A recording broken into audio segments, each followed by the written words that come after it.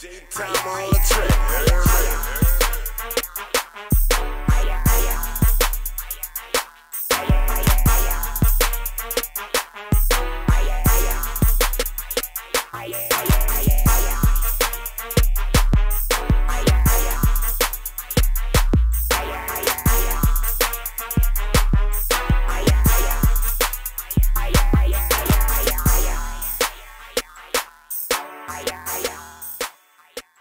You already know what this is, man. Number real raw shit. Can't get this shit over the counter, man. This podcast medicine audio dope, man. I go by Gas the Realest. I'm Mr. MEANA, the motivator, man. Here to motivate the nation, brother. That's what we gonna do, man. Facts. We got a special guest, man. I'm talking about, I don't know why he keep coming on the podcast. His channel slow. He trying to use us up. Big facts. Keep coming on the podcast. Hey, but look, I'm going to tell y'all before we get into the podcast that he had 2 passes to New Orleans. Stunner gave him 1. No Rap Cap gave him 1. If you catch him down here after this, we not responsible. Big we facts. Got Terrance Gangsta Williams in this thing, man. Yes, Stop playing. Now, if y'all catch me down here, y'all gonna catch the gangster with the gold tee, the skinny gangster. Facts. It's all there. Hey, I saw you pull up at the, boy, you really went to Super Sunday. Stop playing. Yeah. Hey, how, hey, look, cause you ain't had no scene. You came down here, but we went on some French Quarter shit. But the type of scenery that you left, that you remember in Shakespeare, this was your first time seeing it since you've been home, right? Right. So how you were feeling out there? Overwhelmed, happy, but nervous. Cause it's like, you know, back in the day when we used to come through, we had the homies, the hood, everybody, what's up? They like you cause of y'all stunting, you doing your thing, but it's like but now it's like I see you on YouTube. I know who you is. I think I got to head them. Man, come here, let me take a picture. He thought he was low. Yeah. Incognito. And then you know I'm in enemy turf. I'm around a MILF. Right. So I'm like, okay, let's post. And then I see him Peaches at the second line. Some sister. Yeah. All right. You know, she's my internet by op. So yeah, she dissed me a few times on that. So I seen her, then I lost track when I seen a bunch of other women, big fine women waving and speaking. I'm like, whoa, what she went it? So, but I was, you know, it was exciting. It was real cool though. Right. Mm-hmm. Hey, so when other than her, did it have people that seen you and then they made it known? Yeah, that's what I'm saying. They Walking up, that's what made me nervous. Take a lot of pictures. Just walking up, taking pictures. Yeah, they taking pictures, and I'm like, the second I go, ain't no police right here, and you know what I'm saying? So it's just the regular security out here. Right. You know what I'm saying? So I'm like, man, and I'm right by the mill. So the first thing in my mind, I'm like, somebody who won't like me about to pick up that phone. Oh, he right here now. You know? Yeah. You still got your street smart sense. Man, like what? nigga know, like it's a window. I gotta stick it moving. I can't stay too long. What provoked you to go out there? I wouldn't think you would have did that. Well, my daughter had a situation, so it was a bunch of chitter chatter.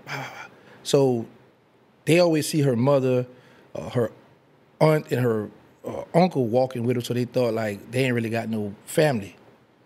So I was like, y'all doing y'all anything is one thing, but talking street violence is another. This is my youngest child, you know, and all she do is show love, and you know. So I was like, well, let me go down, let her know I'm in the city, so she'll feel a lot comfortable, let she do her thing. Right. That's why I was like, okay, I'm gonna go. Cause you know, I wouldn't even trip it on Super Sunday. Right. If I ain't catch Mardi Gras, you know, I don't care about no. You know what I'm saying? So Mardi Gras. Yeah. It was Mardi Gras out there though. Yeah, cause it was like 3 parades. Like you got second line, you got the Indians, and you got St. Patrick's Day. You know what I'm saying? So I was like, man, there's all kind of stuff going on. But it was pretty cool to see a lot of my people I ain't seen in a long time. I know. Wait a minute. No, and they embraced you, you know what I'm saying, with love. Like, so you got a lot of love. Like, That's how I get more love than hate. That's why I still come to y'all city. Shout out to Texas. Hey. What's up? Let me see y'all city. What the fuck I'm about to say? No, you no. motherfucker. Did what I'm about to say. Dude, did you ever think of that? Because I know you said that before, but it didn't dawn on me like this. You said you came down here for your daughter because of the chitter chatter. It never dawned on you. That was a thought like, damn, man, that's like, I could trick myself right now. No, because I'm older now and I know how to move.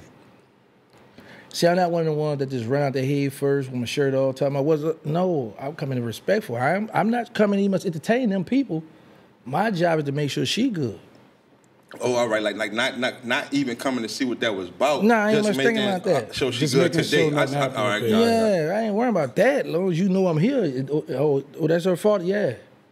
You know what I'm saying? I got somebody like she ain't right. just on her own. Yeah, so y'all leave that stuff into the culture. Don't bring that stuff to the streets. Right. We all trying to have fun, enjoy life. Yeah. And as I'm thinking about it, you ain't no crazy dude. Cause when we went downtown, Wu was in the cut. Yeah. So I know you had other people out there. I just thought about that. Right. Let me just say this here, bro.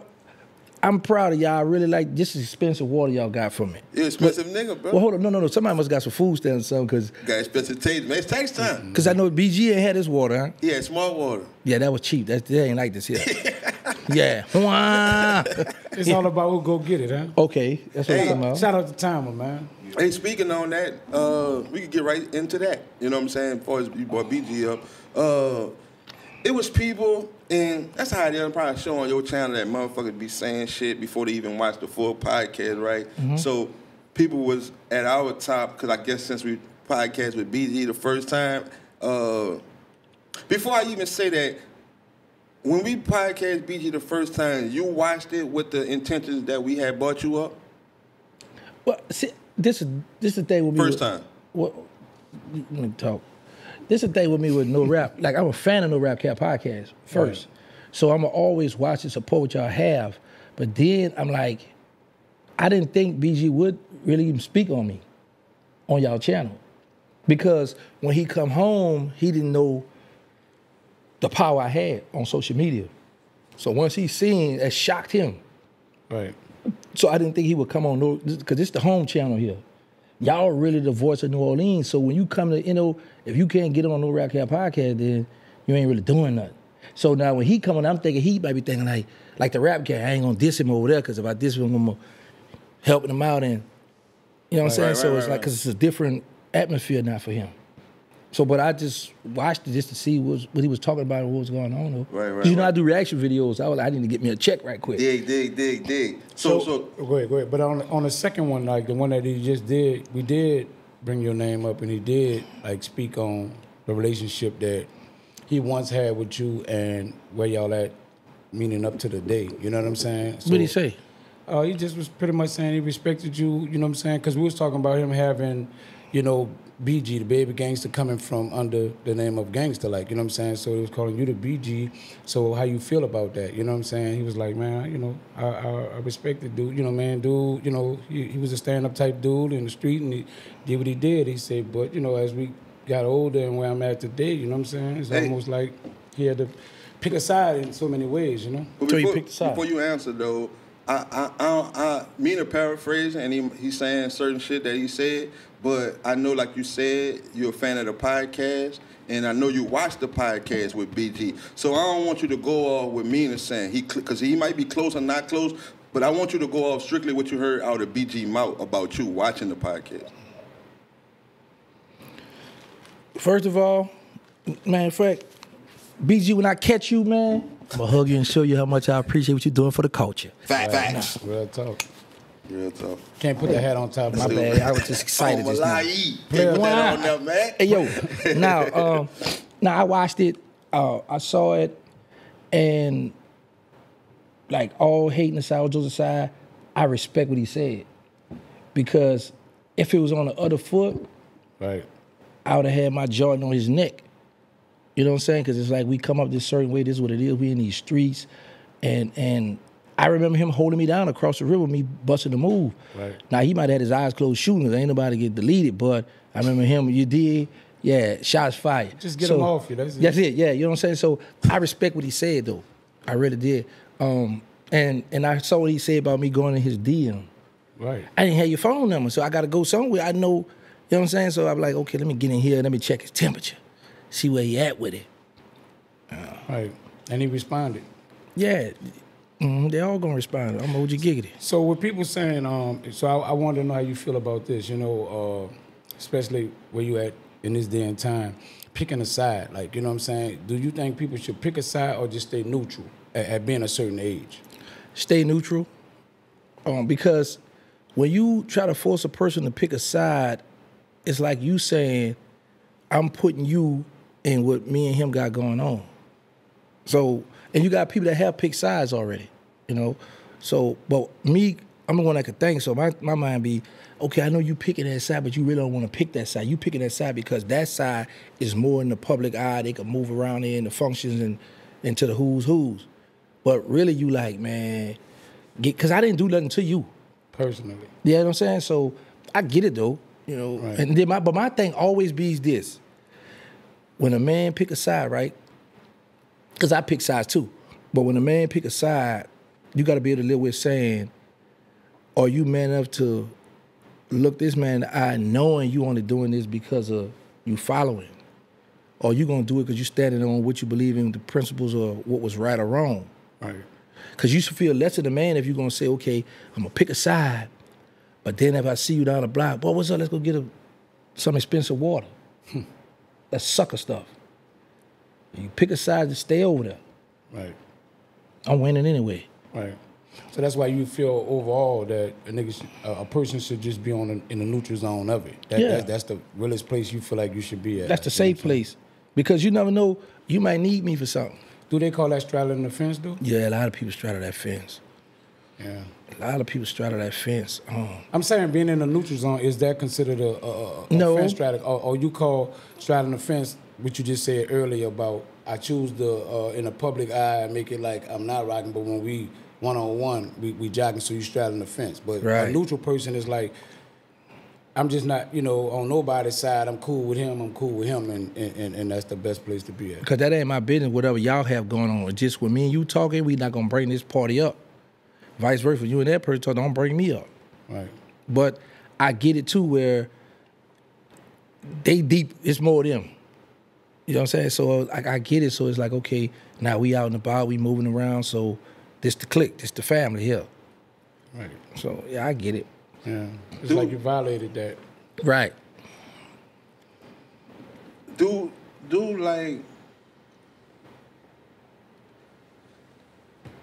straddling the fence cover I fuck with you, but just not in public? Do that? Do straddle the fence like cover that too though? Yeah. That's what we're saying. Yeah, that covers that. Because here's the thing. That's what's called straddling the fence. But let me ask you this, Gas. Hold up. Is it bad to straddle the fence? Under them, what I like under the circumstances to I me, just it asked, is. Because I don't call that straddling the fence. That part right there. What you call it? The first one, I don't know. I don't think that I call it straddling the fence. That I can fuck with you behind the scenes and not in public. Straddling the fence mean both sides. That's not no both sides. I just fuck with you right here and I just don't fuck with you in public. But you straddling the fence though. Yeah, because publicly you want But people to y'all say feel like both sides. because you But want straddling people the to fence. feel like I don't rock with him at all in a certain light of people. But then when you on another side of it, we cool. So that's called a straddling the fence. If you don't rock with him, you just don't rock with him. It's called integrity. Like, what I do behind your back, I should be able to do in your face, as well. Like, you know what I'm saying? You can't rock two different ways. You telling this group of people, I don't rock with him. I don't get down with him. Then when you one-on-one with him, you kind of like, it's all love. To me, that's straddling the fence because you got people believing one thing that is not true. If you rock with him, you rock with him. You know what I'm saying? You should stand on that on either side. Listen, I don't have no problem with dude. So if y'all gonna rock with me or mess with me, then deal with that. But off top, I'm gonna let you know I don't got that kind of problem with him. The problem you got with him is your problem. I don't have that. That's not straddling the fence then. That's just being straight up with where you are. I get that. Mm-hmm. What like, cause Booby podcast we didn't drop right. We didn't drop yet. So, and I'm only bringing it up at this moment because that's the same neighborhood that the shit I'm talking about. Booby said he DM you.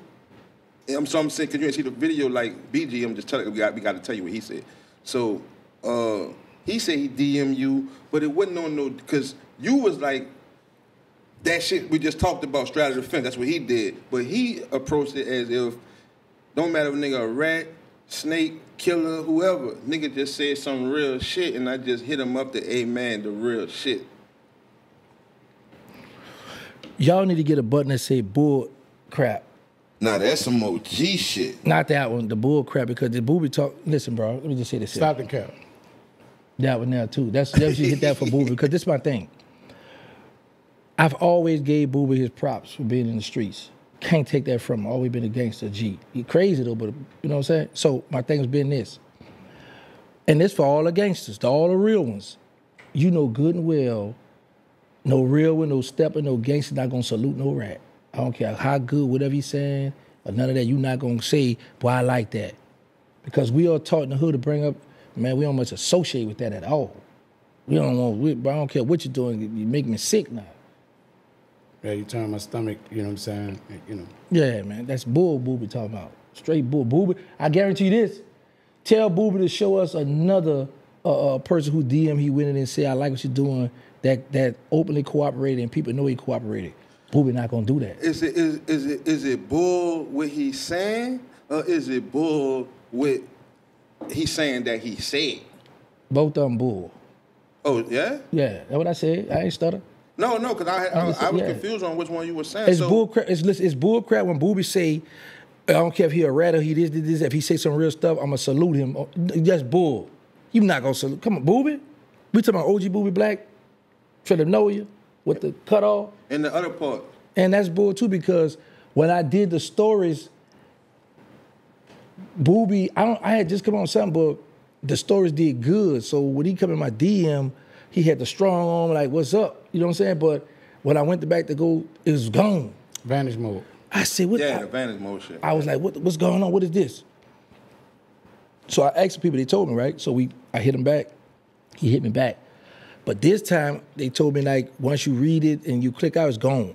So what I did was I took a picture of it. He was ready. Not the screenshot. I took my other phone because I ain't not the screenshot. I just reached down the screenshot. I did it the whole way. You got to be ready for that shit, though. Yeah, I took a picture. You was ready. Yeah, because I had nothing else to do. Before you opened it, you got to be confident. Hey, listen, I ain't had nothing else to do, That's bro. a lot of work. Listen, I just come home. I'm bored. Ain't nothing to do. Everybody gets me. All right, I got something for y'all. But yeah, I'm going to war. So I took a picture of it. I actually, let me tell you what's crazy. I brought the phone out here with me. I got the phone, right? But I left it in my hotel because I thought about it, it's like, it's not that serious with me. Because at the end of the day, Booby's showing that he still got love for me.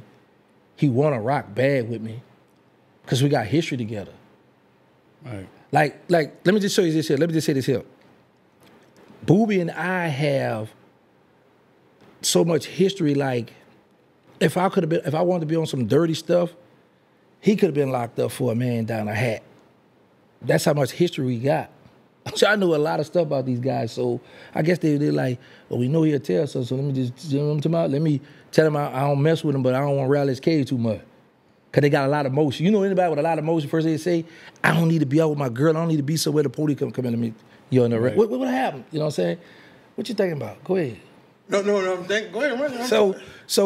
But now, if all jokes aside, me and Booby really, really know one another. Like, we got a lot of history, bro. So, like, it went from him trying to punk me being a little shook at him, to now we running together, to now, and let me tell you, right, I'm traumatized. I'm still traumatized by that, because sometimes when I see him on there running, his mind be like, man, I must be scared of him. So I go in his DM, I rattle his cage too, so he be cussing me. I ticked him off so bad one day, he blocked me. Booby got me on block right now as we speak. He said, you might be unblocked. he said it's bull crap on your behalf of saying that you weren't scared of him, because he was like, Gangsta was never scared of him. Man, listen. He said that to get a good to run the numbers up. That what he said that's what you did it for. Homie, let me tell you, so you out of everybody you think about pick Booby, you got Blackie Mode, you got Lessons to Play. Why you saying that? All right, yeah, you want to see bad. Say, listen, you got all these killers, all these steppers that I could have been scared of, but he was the only one that just was like around us and always want to fight and always want to pick with people, and he had a nasty attitude. He's always been like this from a shorty, right? But we'll get to it when you find it. Hey, but look, look, Gangsta, no real shit. Did you ever like do some shit that you know you wouldn't do if it was somebody else that went against the code, like one of your partners, they did some shit, like, man, you know, like, I don't supposed to fuck with them, but since you had love for them, you still did it, like some shit that was against the code. You ain't never do no shit like that? No. So I'm saying that because, like you said, Booby still got love for you. That's what I'm thinking it is. Nigga looking past the rat and the cold shit, because this is, like, I'm bending it a little bit because this somebody that I really, really got that history with, like you saying. And I think a lot of people do that. You know what I'm saying? Like, they break it and they bend it a little bit, like you saying. he hit you up because in your heart he still got love for you. I'll agree to that. You heard me? I will agree to that because it's the shit that I'm saying. Like, he did do that, but I gotta bend a little because I got mad love for that nigga. You know what I'm saying? but And that's this why I was asking you, did you ever do that? You're not black. Where yeah, show it to me. You talking about, we're going to go in the DM. Show me I'm not blocked. That's different OG Booby play. Okay, that's all right. I thought that was him. Right. He about to help our phone. Yeah. Nah, I'm just saying you're not black, but you might be black. I am black. No, might be. I'm telling you, I ticked him off. What is the page called? Would BWA, OG Booby Black BWA. Oh, BWA. Man, you know what that man shit called, bro. Yeah. No, I don't, because I know he got a bunch of OG Booby blacks. If you didn't find it just off 3 letters, you blocked. Yeah, You would have black. found it by now. Yeah, all them OGs came up. What that tell you? Now watch this here though. Watch BG pop up though. BG ain't block me, but BG just ignore me. He don't block me, but he ain't gonna answer me. He'll leave me unread. Look, see how he pop up? Jizzle pop right up. But Jizzle won't answer. See, he just leave me unread. Like, man, get on. I got beat the gangster. Like, I hate to tell you when you first got out, but now get on. I ain't rocking with you. That's what I respect about BG. Whereas a lot of them, they'll get on these shows and like this is another thing I don't like what Booby did too, how he downplayed when them dudes wanted to take his head off. Them dudes at the Melf came to me and said, brother, got a hit out on Booby, we want to hit. I'm like, that's my homie. It's my brother. But with the way Booby did that interview, how he downplayed, that wasn't on y'all channel, my bad. Regardless to whatever channel, like, just okay, speak on it. well, let me straighten that, because he said this, yeah, gangster come looking for me, to my dudes, and I'm like, what? Like, he didn't put it like we was running together, like, we family, like we tight. And the crazy part about it, the dudes come looking for me to set Booby up, like let us know. Because they come in the project about me, out the mouth. Man, I got the hit. Oh, yeah? Okay, look. Crazy part about it, them dudes showed me a 40. Took the clip out, saw I said, man, my first time seeing a 40. It was me, Killer Stone together. We was on Willow Street. We was getting ready to go to Piccadilly's. And there's two females, and we were bringing them with us. So they come in the hallway, they showed me the gun. I said, y'all gonna hit that ball with this? They said, yeah, man. All right. So we go to Piccadilly, we come back, it got dark. I met up with them dudes. We went in the courtyard. We was in 6 and Clara Circle. It was log of black in the middle court on the 2nd floor. They thought it was OG Booby Black. All the while, Booby Black, Big G, Mosquito hiding behind a building with a Mac 9 and a Mac 11 and a Glock. I'm standing up with the dudes right here. You know, like at the project high, the light, it didn't get dark. Mm-hmm. It got dark. So I backed up from them. I go by the porch. You little youngsters like, man, what them dudes at the mail doing back here, man? I said, don't worry, they about to get dealt with. So I'm stunned. I'm talking that talk, 'cause I'm like, you know, they about to get handled. Man, Booby them jumped the gun, come around that building with all that rat-a-tat-a-tatter. About 1,000 shots go off, nobody get hit. A day or two later, I get hit, and I get hit with a 40. So nothing beat the double cross but the triple cross. I get hit up. So it was a retaliation behind me getting hit up. I ain't gonna lie about that. And one thing that I always had respect and love for with Booby, while I was in the hospital, they went to go see a dude, and the dudes at the Melf who was trying to hit Booby come to see me. And Booby, Killer Stone, and the dudes, they were going to the elevator, they upped their guns and stuff in the hospital, in Charity. My mother come out, put it to rest. So I'm always had that love and respect, you know, for him, because we, like I said, we got street ties. But I just think that they let this internet stuff and one person be like, man, look, we ain't gonna mess, we ain't gonna, you your own man. Booby got his own business, got his own everything. That's what I don't be like about him. I got a question. It's on that what he just Yeah, said? it's on that tape time. I won't ask something. How can y'all be, how can the dudes from the Mel feel like they can come up to you and tell you that they about to strike on your brother, knowing that y'all rock a certain kind of way? Like, what makes them feel like that they can come tell you that they about to go with a move on Booby? That was my question. That was your question? Yeah, that's a good question. That's serious. You're serious? It's a good question? I'm gonna give y'all the answer. In 1992, Club Detour right here, Club 49 is back here. Mm-hmm. This when the third wall was beefing with the tent wall. Okay. I'm around the club, and it's the boy out the tent wall telling everybody, get out the way, I'm about to kill a gangster. Now, mind you, I didn't broke out of juvenile jail, I'm home, I don't know what's going on. But he on the corner right across the street from me, like, from the Detour? No. We on a back street. We backed up by Club 49ers. You know Club 49 gonna tell you. Yeah, they run they On the same street, yeah. Saratoga. Right. So when you come down Saratoga, tell you right here, you had Bryce and Cadillac had that KLB collision. And then you had Club 49ers right here. Down here was the MILF. So I'm standing on this corner, he over here on this corner, and he got a big chrome revolver. He kneeling down watching me. Turkey out the Calio out there, Terrance out the MILF, all of them out there, but then Terrance was inside the club. So Norris out the MILF walk over by me. He got a nylon tank top on, the white beater. It is like a turquoise one you can see through. He said, man, don't look yet, but old boy over there to my, he about to bring, he about to kill you. So I played it on. He out the MILF. No, I'm talking about the dude who came and told you. He had the MILF. Okay. So he come tell me. And then George out the MILF, they all out there. So Norris come over there because I'm cool with all his people and all that, he's always tight. So he turned around, he said, don't worry, I got your back. And he showed me the gun in the small of his back. But he walked back across the street. So when I finally paid attention, everybody, the calls was right here, everybody was going, I'm the only one still standing on this corner. So like, how you got me back? Walk across the street. And the dude, I look over there, the dude kneeling down looking straight at me like this here. I'm like, oh, he faking. Oh, he pumped. So we had a crackhead, we call the rock rentals. So Red, who deceased, and Lil Pop out the back know you, we was all together. Lil Papa. Yeah, let John. Yeah. What his uncle name? Oh, I don't know his uncle.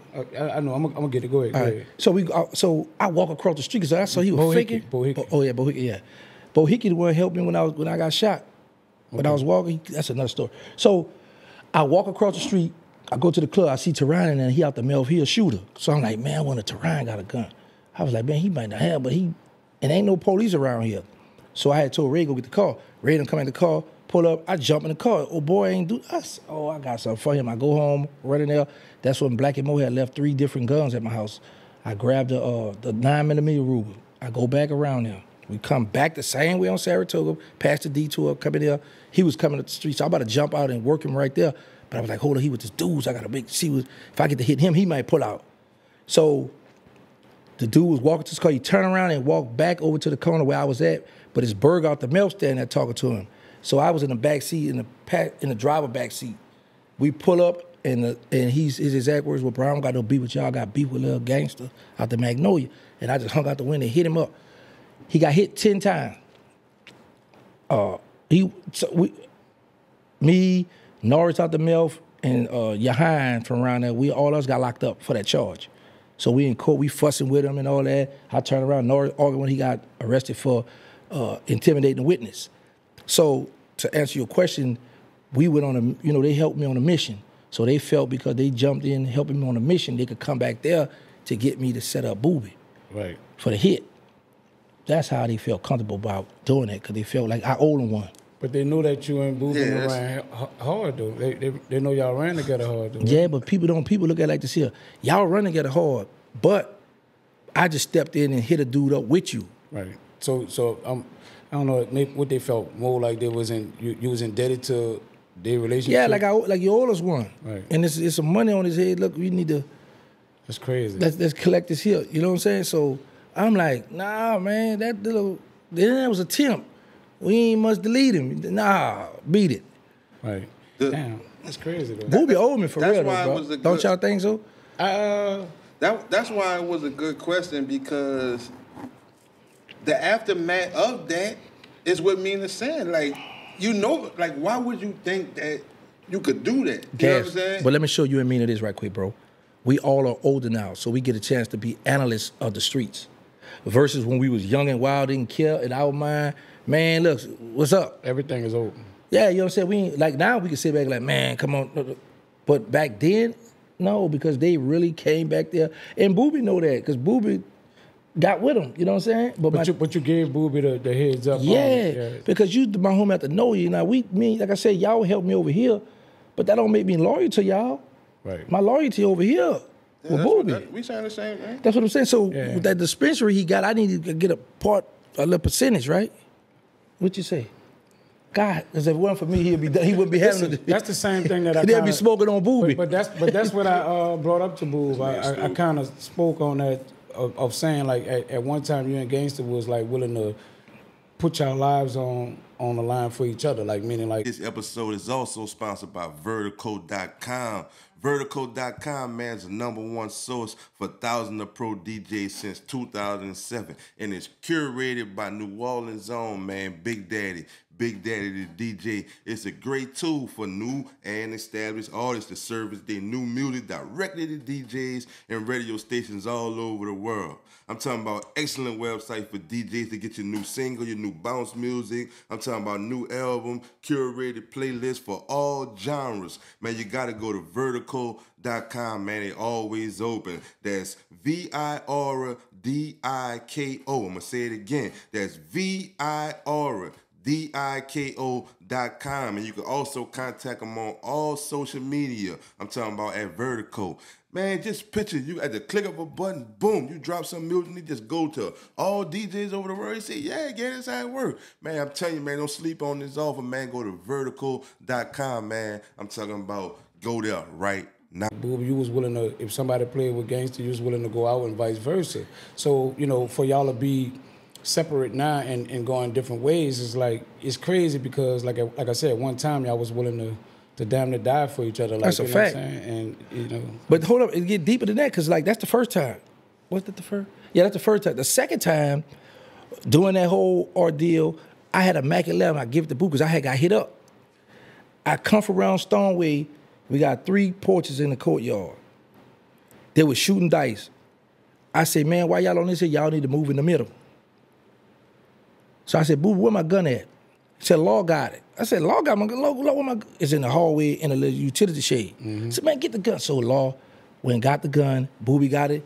It was a Mac 11. He put it in his pants. I'll go home. I had just, my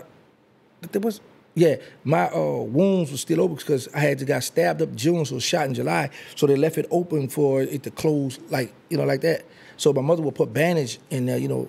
So I went home, got in the tub, got out. I was on the bed. My mother was bandaging me up, and I heard something. I said, "Ooh, mama, that's got to be Booby getting on with that Mac." So I called around my Killer Stone house, right? His sister screaming and hollering, "Oh, they did shot Booby. They did kill Booby." I'm like, "Oh, man." Oh, it's the other way around. Yeah. Oh, this nigga's wow. I'm thinking Booby to let that Mac go all the way. They the boy to split that same building I come around, and I told with them K's and got at Booby, right? But so it happened, Booby upped the Mac, and they got scared and they backed up, but they shot my gun. Because when I got the gun, they had the little bullets lodged in it. Oh, all right. We were talking about that on the first. But he all always right, down. They be downplaying and stuff, bro. Like, that's the second time, man. But what if that's how they view it? Regardless to, like, you know, you got your view of how it went. But he'll down the story, like how he said with the dude with the hit. Yeah, Gangsta come looking for me. And you got to see the interview, how he said, and you be like Booby make it look like I was a little groupie. Like I'm coming, hey, Elvin, man, he want to do you. You know what I'm saying? That's how he put, bro, if y'all, I'm going to make sure you see that, bro. That nigga stupid. The way he put it, like I'm coming running in the courtyard. You know what I'm saying? But like I say, when we was young, I did kind of look up to him because he was, and let me tell you, he made me look good. He might not remember this. We was a juvenile. He was back on A-Wall. I was there during my time, and we was in the gym. And when you come back on A-Wall, they had you with the shackles. They separate you. He was getting ready to go to Jessup Center. So he had a bunch of his pictures, and he was sitting on the stairs, and he called me over, he was showing me the pictures of all the other dudes in there. I said, yeah, that's my homeboy. You know what I'm saying? I'm repping it. Yeah. You know what I'm saying? So it's like I kind of looked up to him coming up. I was a little scared. I looked up to him. But when we started hanging, I'm looking at him like, man, I must be kind of scared. He say that because he don't know. I never showed him that. Right. Because like the first time we was around the thing, yeah, what side jacket is it? I just looked at him, what are you talking about? Claudia B said, nah, he with us. And then the next time he was staying with his girlfriend by the bus stop, I walked past him like, nah, ride that old PON. I ain't say nothing. So I never entertained his foolishness. But now when we got older, we was in the project, I was driving him in the room, and I was trying to make him mad, but he left out the house. Man, he stormed off. You know what I'm saying? So, but man, Booby know what it is. If you were still out here, if you still was out here, Gangsta, before, no jail, no sentence or none of that, you think you have been got into this shit as the world evolved to this internet shit? You think you would have got into it? No, because when I was in jail, I thought it was stupid. No, indeed, I'll be a butler for Birdman. If you never went to jail? Think about it. If I never go to jail, I'm hanging out with him. We got the houses, got the cars, all this materialistic stuff. So in my mind, this ain't going away. This family, we rock it, just like how some of the other dudes doing now. But you're still a man that wants your own. Nah, here's the thing. I've always had my own, wanted my own, but you know when it comes to the level as we flying out the country, we flying on a jet, we doing all that. So now it's roles, it's level to this. Just like they got their little click now. So I might would have been right there in that click. Okay, let's do this here. All jokes aside, all the hating aside, none of that, right? Think about this, bro. Tell me one person, let alone 2 or 3, that's been running with Cash Money for so many years that had their own now. Now, I'll tell you one person that's successful that because he's always been smart. That's Cito. I was about to say Cito. Always been smart. But he always had his own too, though. That's what I'm saying. From day one, I mean, before the Cash Money era even kind of transpired to doing what he was doing, Cito was, but I'm going to say Tonto, and you know, like, because I'm looking more at Tonto at being the one that kind of like had his own, like, out the gate, like, you know. Right, so, well, we talking about Cito now, because Cito really, you know, be right there, right? This is better. Right, so now my thing is, hey, but here's the thing, and Cito, all the stuff he do for him, all the stuff he do you think he a millionaire? I wouldn't know. I don't really. Just looking at out the outside looking in. It's hard to tell, bro. No, it ain't hard to tell, because one thing we know with this social media, everybody like to post their stuff. Everybody gonna post, and especially they click, they gonna post what they got. They gonna post, they gonna let you know we on a jet. Do they not do that? We on a jet, we got all it, we over here. They post, yeah, big facts. They post that, bro. That's what I'm trying to tell you, bro. It just like, and it's going back to, because I'm answering his question, like, if I never go to jet, yeah, I'll be right along, tagging along, because it's like, you know, this fam, we good. For the rest of our life, we good. We ain't got to spend no money. We ain't got to do nothing, because baby gonna take care of us. Right. Earlier you were saying, like, for us, the people like that don't rock with you. So, like, you don't look at a person like, I ain't do you nothing. So the person who, like, just don't fuck with a nigga because, like, I'm on that side of the fence, like, I just don't fuck with rap. You don't look at that, like, serious. Like, man, you shouldn't be handling or treating me like that because I ain't do you nothing. You don't look at that as serious, you saying? Not no more, because it's watered down now, because it's a bunch of them still talk to rats, still hang with rats. They got favoritism, selective politicking, and all that other goofy stuff. You think if you didn't come out and publicize yourself to the level of what you do, yeah, it would be different. Yeah. They probably would be accepting you more because you're not so much in the spotlight of being I'd be on a jet, known for whatever. I'd have me a seat on a jet. But you was kind of canceled out on coming home, though. No, I wasn't. You got to keep in mind my whole, bro, this is why, you notice this here, you never saw me make a diss video on Bird or Slim. Right. Bro, I got the receipts, my whole bid, they took care of me. Right. I was able to take care of my children from prison, so what I'm saying, I wasn't canceled out. No, I'm saying, but once you came home, immediately once you came home, the word was, how did Gangsta come home? Like, that was the big talk. How did Gangsta come home? Or what happened? And then all this speculation and different words coming out. So I thought immediately once you put your feet on the soil of being free, it was already understood how you came home, and it was already like, I can't fuck with you no more from that point on. No, it was like inclined to be that way, what you saying. So the thing was, yeah, inclined, you know. So fact. Expound. Okay, so that nigga said the same exact thing me and him said. Well, I'm saying he said some good shit. Yeah, but this the thing though, brother. Nigga said inclined instead of saying yeah. No, because inclined mean I'm close to it was doing going I know you're going towards it. So because here's the thing. When I'm on the phone with Tony Braxton. Hey, I heard a lot about you. That's before you come home, though. No, the first day I'm home. Okay.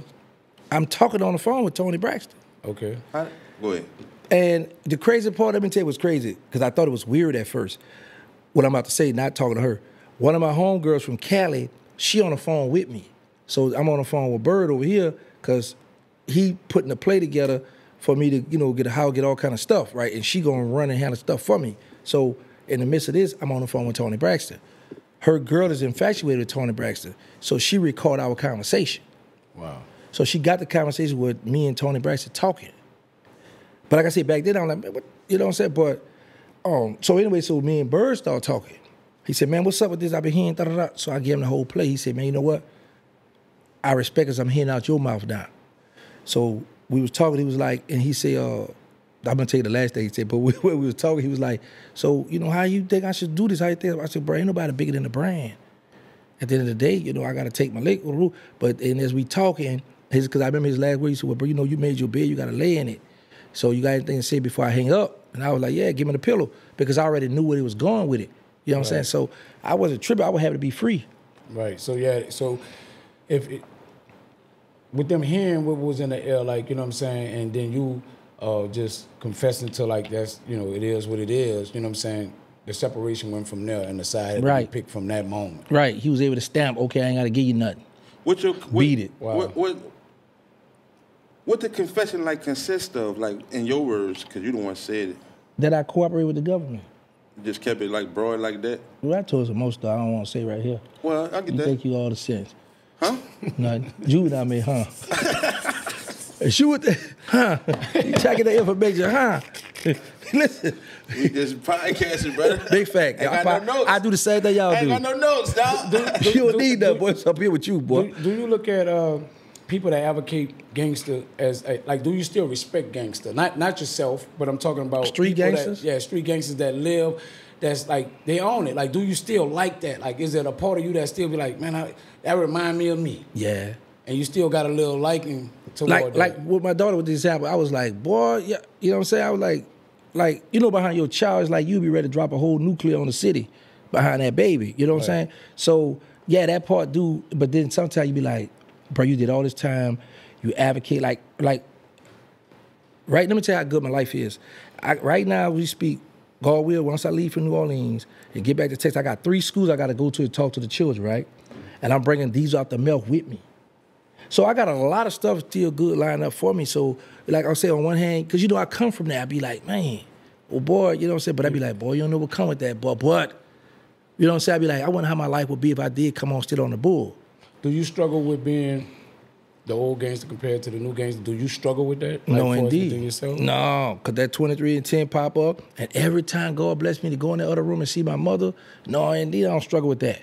No, I just like to be on the internet playing, but It's in real life, I'm telling you, bro, that shit, man, I'm that free. Shit different, I'm bro. saying, even with the emotions of getting, you're still human when you get mad. No, you I don't get angry. mad. No, I don't get that far, but that's why I pray. I like, when I be feeling depressed or feeling some type of way, I go pray.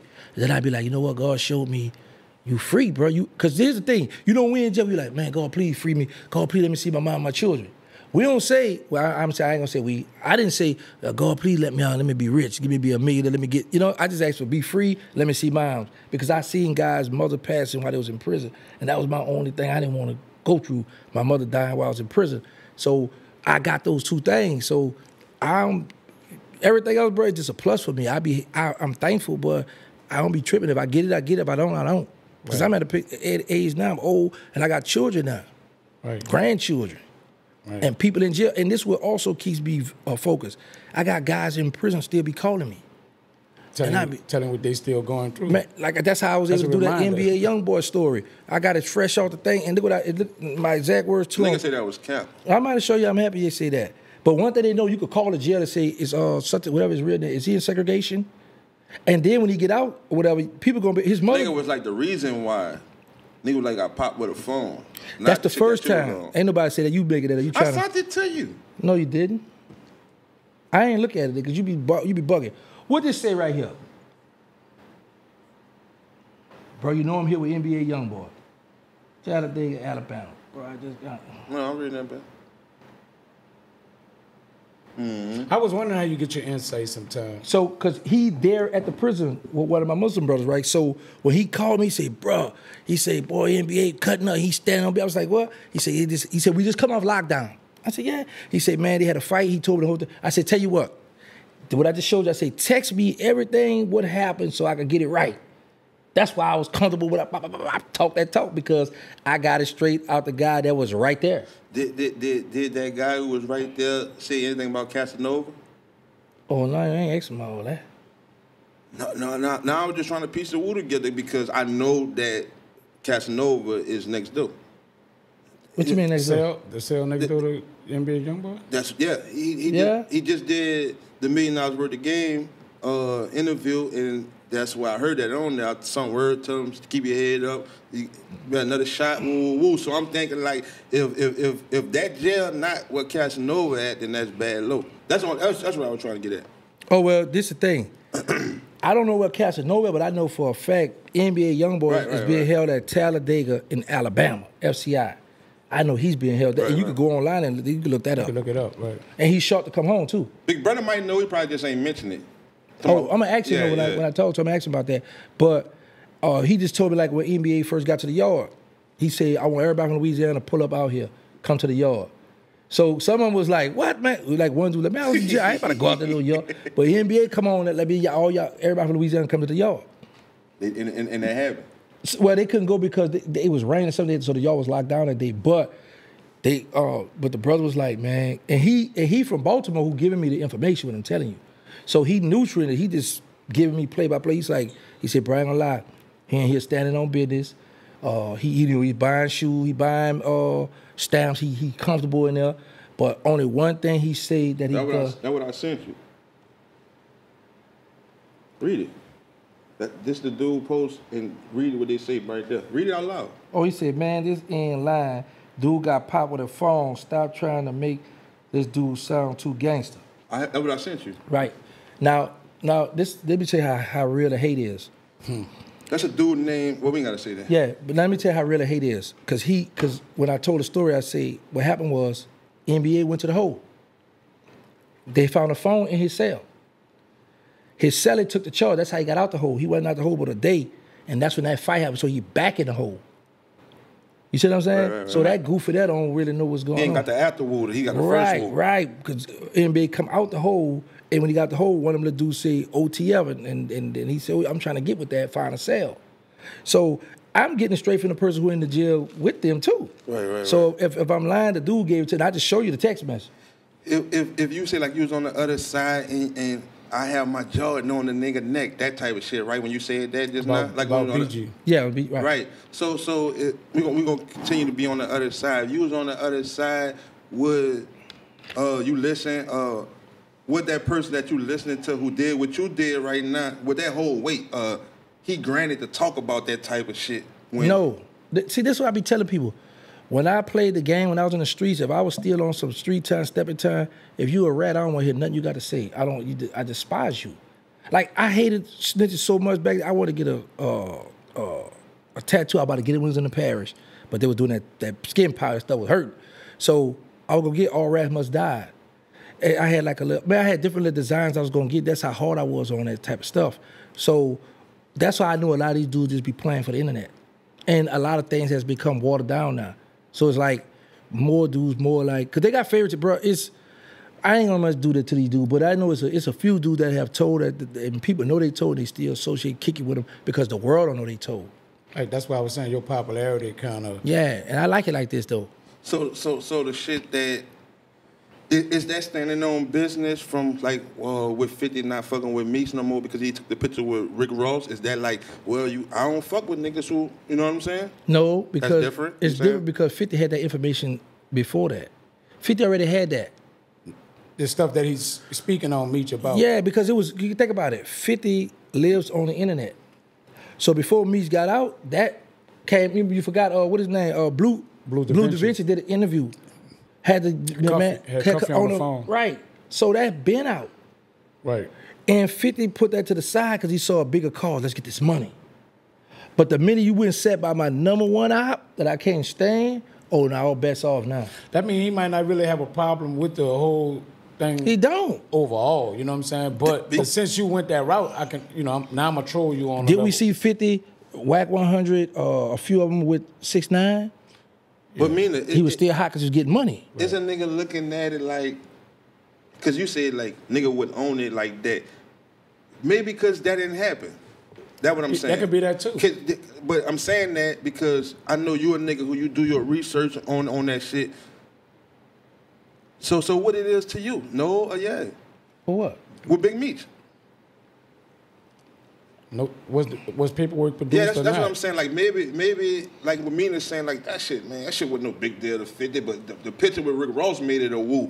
And Right. I'm thinking because it wasn't nothing, and so and we don't know. So I'm asking you, is it something or is it nothing? Because I know Yeah, you've it's been something. in the feds. Yeah, it's something. Of course, it's something because So it whenever- is something. Yeah, whenever you got a man screaming, this man got me 20-something years, and he's standing on it, he called it home screaming this. So now what happens is this, then they got all this kind of paperwork, but I will say it's 200 pages. And the girl Tammy said that Meech ain't know nothing about that. She said that in the paperwork.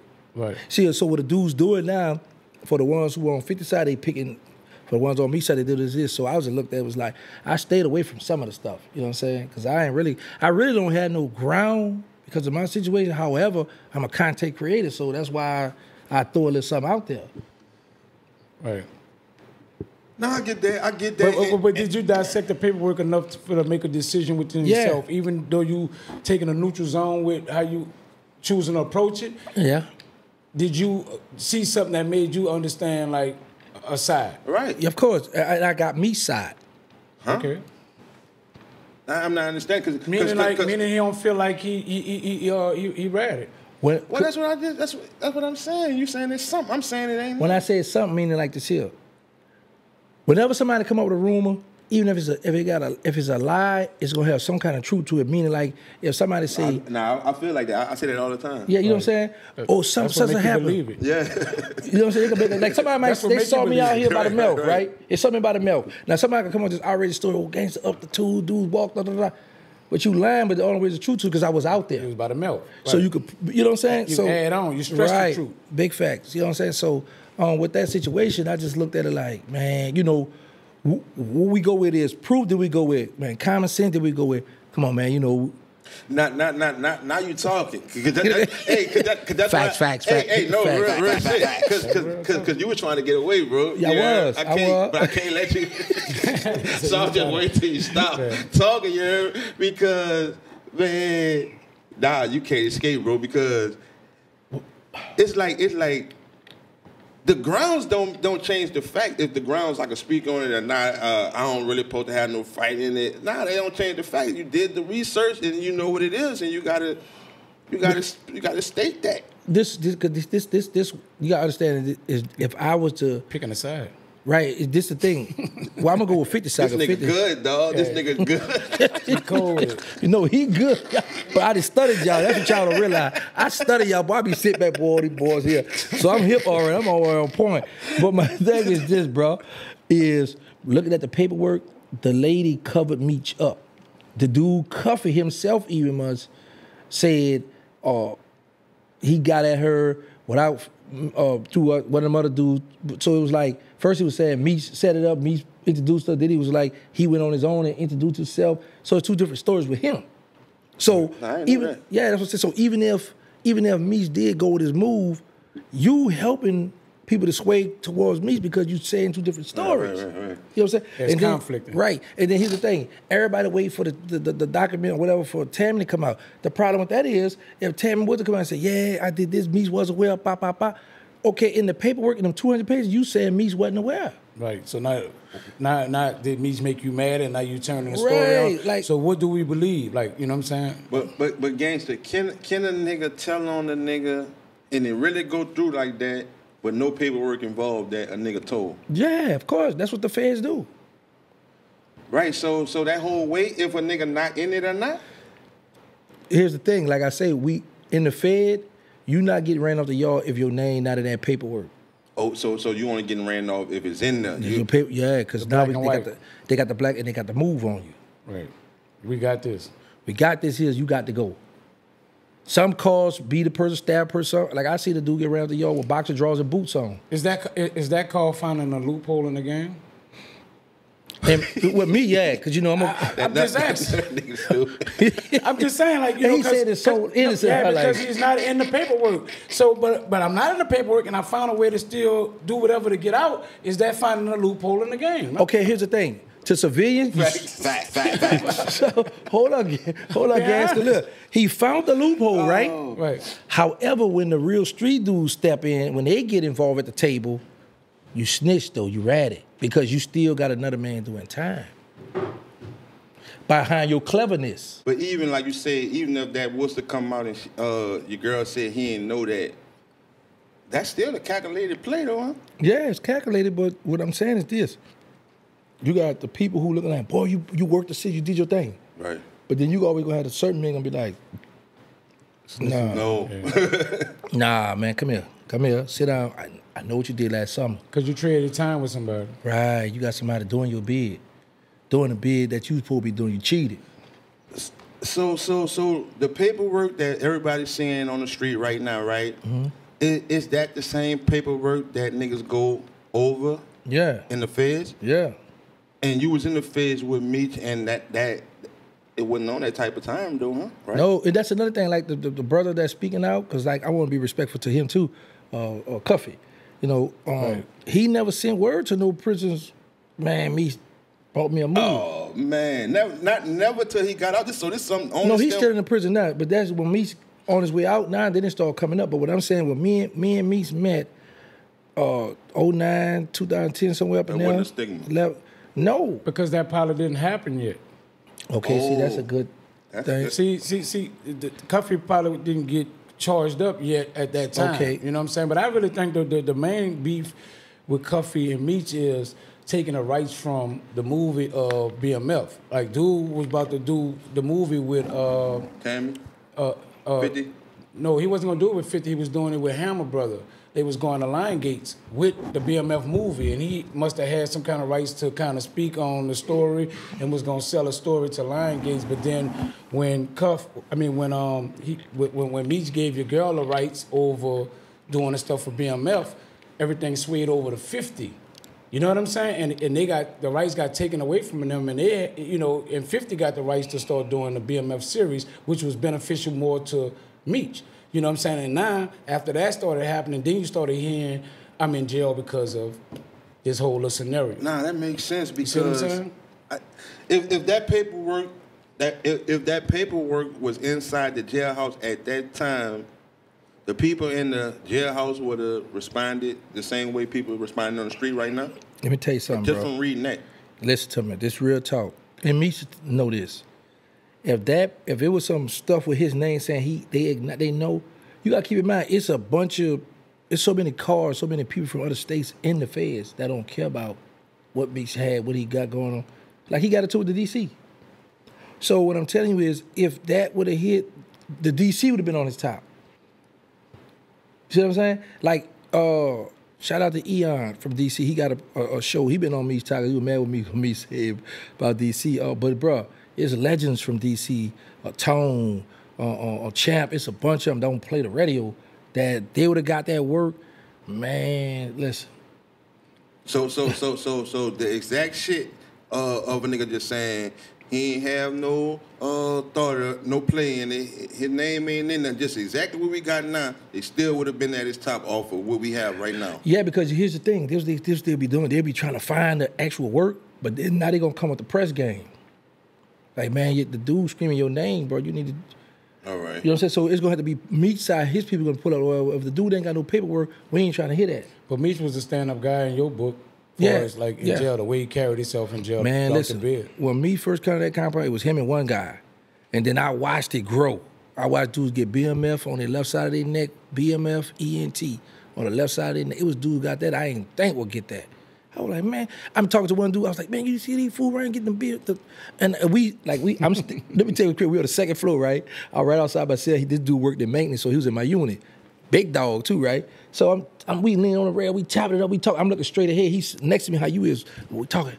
I said, man, you see these fools getting that BM on their neck? And I look, it is right on his neck. Just wow.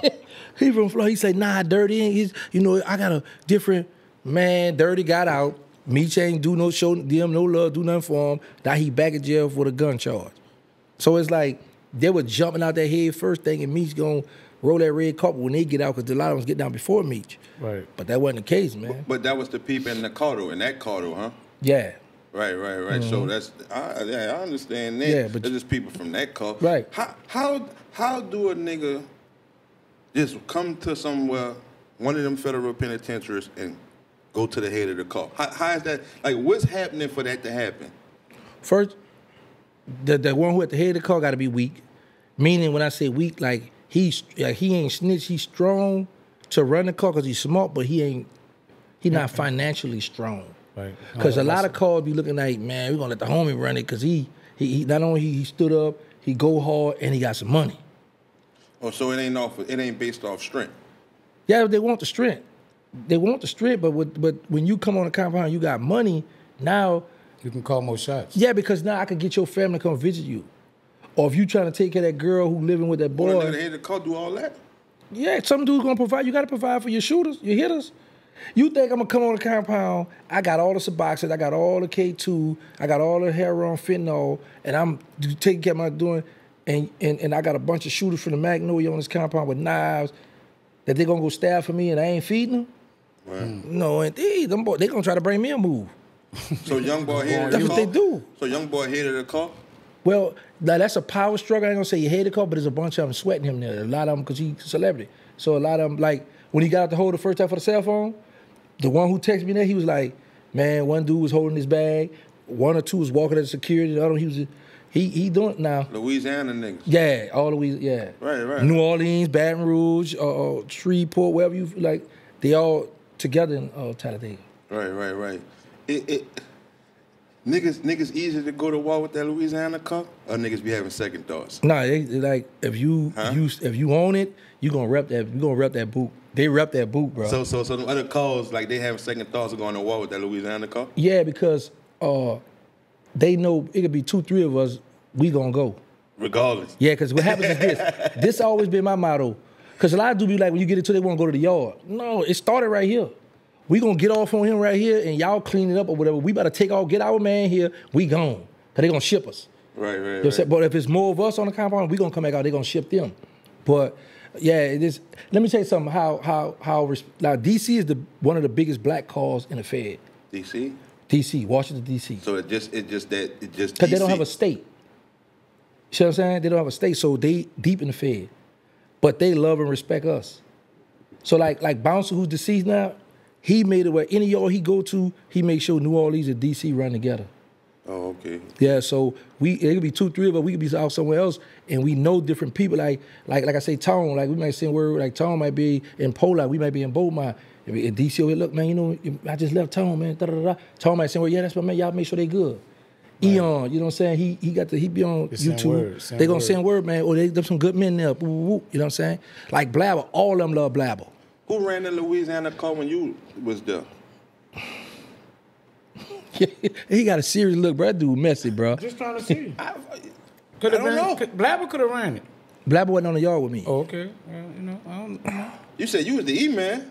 Yeah, but the thing is this here. Who ran the car? This is what I'm about to tell you. When I was in Yazoo, my homies, all right, first it was New Orleans and Baton Rouge together. And I used to see them boys from Shreveport coming there doing push-ups and a little swole up. I said, all right, they sleeping on, they took this little New Orleans. So I called them, we go to the yard. I said, look, bro, ain't no such thing, there's no Baton Rouge, New Orleans, it's the boot. Louisiana. The Louisiana, right? So we all came together. Buddy Rowe from Miami called a Florida meeting because he saw Louisiana pulling together because New Orleans, bro, y'all some arrogant, cocky dudes, bro, because they had a fight in the gym with Mississippi. Jackson, you know Jackson, they arrogant too. So Jackson, Mississippi, they had their own little car. We was in Yazoo, Mississippi. Right. But because Jackson, I think that's their capital, I think. But them dudes, they was on some now. We by ourselves. We ain't with no Mississippi car. Yeah. So in Louisiana, the dude from Hammond named Stuff, he boxed, and the dude named Polo. They playing ball, Louisiana playing Mississippi. And one guy filed and somebody stole off on him. So the next morning, the dude from took the dudes for granted, so everybody didn't get up. So only 25 of us got up, and it was 25 from Jackson. So we all went down by this unit, and they had COs come, everybody look at the COs ain't doing nothing. Shout out to Lala, he out to Lafitte. He got a real knife on him, so we got knives and stuff, but so one of the dudes said, who's speaking for New Orleans? Who's speaking for Louisiana, my bad? And everybody looked at this dude named Jesse Cade from Kenner. He was like, me, what's up? He said, man, my man want a one-on-one. So and when I got that, I was like, ain't no one-on-ones. One fight, everybody fight. So the dude said, you see all they do in Mississippi out here? Jesse said, you see all they do from New Orleans, from Louisiana out here? So it took a lady, lieutenant, to come out the office, and we all just took off, and they put us in the dome for a while. They let us out because nothing happened. Right. But it showed Louisiana, like, bro, y'all sleeping on these dudes. These dudes was ready to work. And some of y'all in the bed still in the unit playing because they was used to us bullying. Took it for granted. Because we be bullying people on that yard. You know what I'm saying? Right. But them dudes came out there ready to put that work in too. You know what I'm saying? But anywhere we go, we gonna rock and roll. Who ran the Louisiana Cup? Everybody. Yeah, because I No, was listen. trying to Okay, get listen. This is what it was. In Yazoo, because see, I know what he getting at. In Yazoo, No, I don't. I'm about to tell you now, man. Yeah. See, listen, in Yazoo, you had Harry and Darryl Aaron Dowd. from downtown, right? Mm-hmm. Oh, Big you was in the dogs. feds and that? Huh? Oh, I didn't know they was in the feds with you. Yeah, it was on the same yard. So Harry, matter of fact, we've been on 2 yards together. Harry and Darryl, they, homies gonna gravitate to them. But then homies will get on, when we close to home, it'll be uptown, downtown, everybody. But Harry and Darryl had, like, I got through, this is how I got through in the mix. We had a little homie named Cat Eye from the 7th Wall. When he come on, he got shot in his eye too. Little Wireless boy, he got into this boy from Alabama. So I sent word for Lala, Black, across the river. It was a bunch of them came down there to my bro. It was like about 25 made it in the unit, but the rest of them couldn't come up the stairway there and jumped on the dude. So it was a big dude named Mighty from Alabama, big old wide dude. He just come and pull out pin. He said, "Man, who called that shot?" So Lala out the 6th Ward and Calio out the Calio person, he was like gangster. So they come up to my door, "Hey man, Big Mighty want to holler at you." I said, "We want him." All right. So I got my 2 knives on, go downstairs. I'm walking, Lala then walking behind me. And like, "What's up, bro?" He said, "Man, I heard you call that shot for my homie." I said, "Yeah." And he looked, because he a big dude. I like, "Yeah." But they hadn't put me on the front. And I got the, you know what I'm saying? So I was like, "Yeah, I did that." He's like, "All right, man, well, next time, man, holler at me because I'm speaking." I was like, "All right, cool, that's what's up." And they just left it alone. But like I said, you had Harry Darryl, you had Johnny from out the 9th Ward. I forgot his name, the goals in his mouth. So you got different people that'll speak at that moment. It depends on who right there, because homies they play favoritism. Like I had put a little homie on. He from Hammond.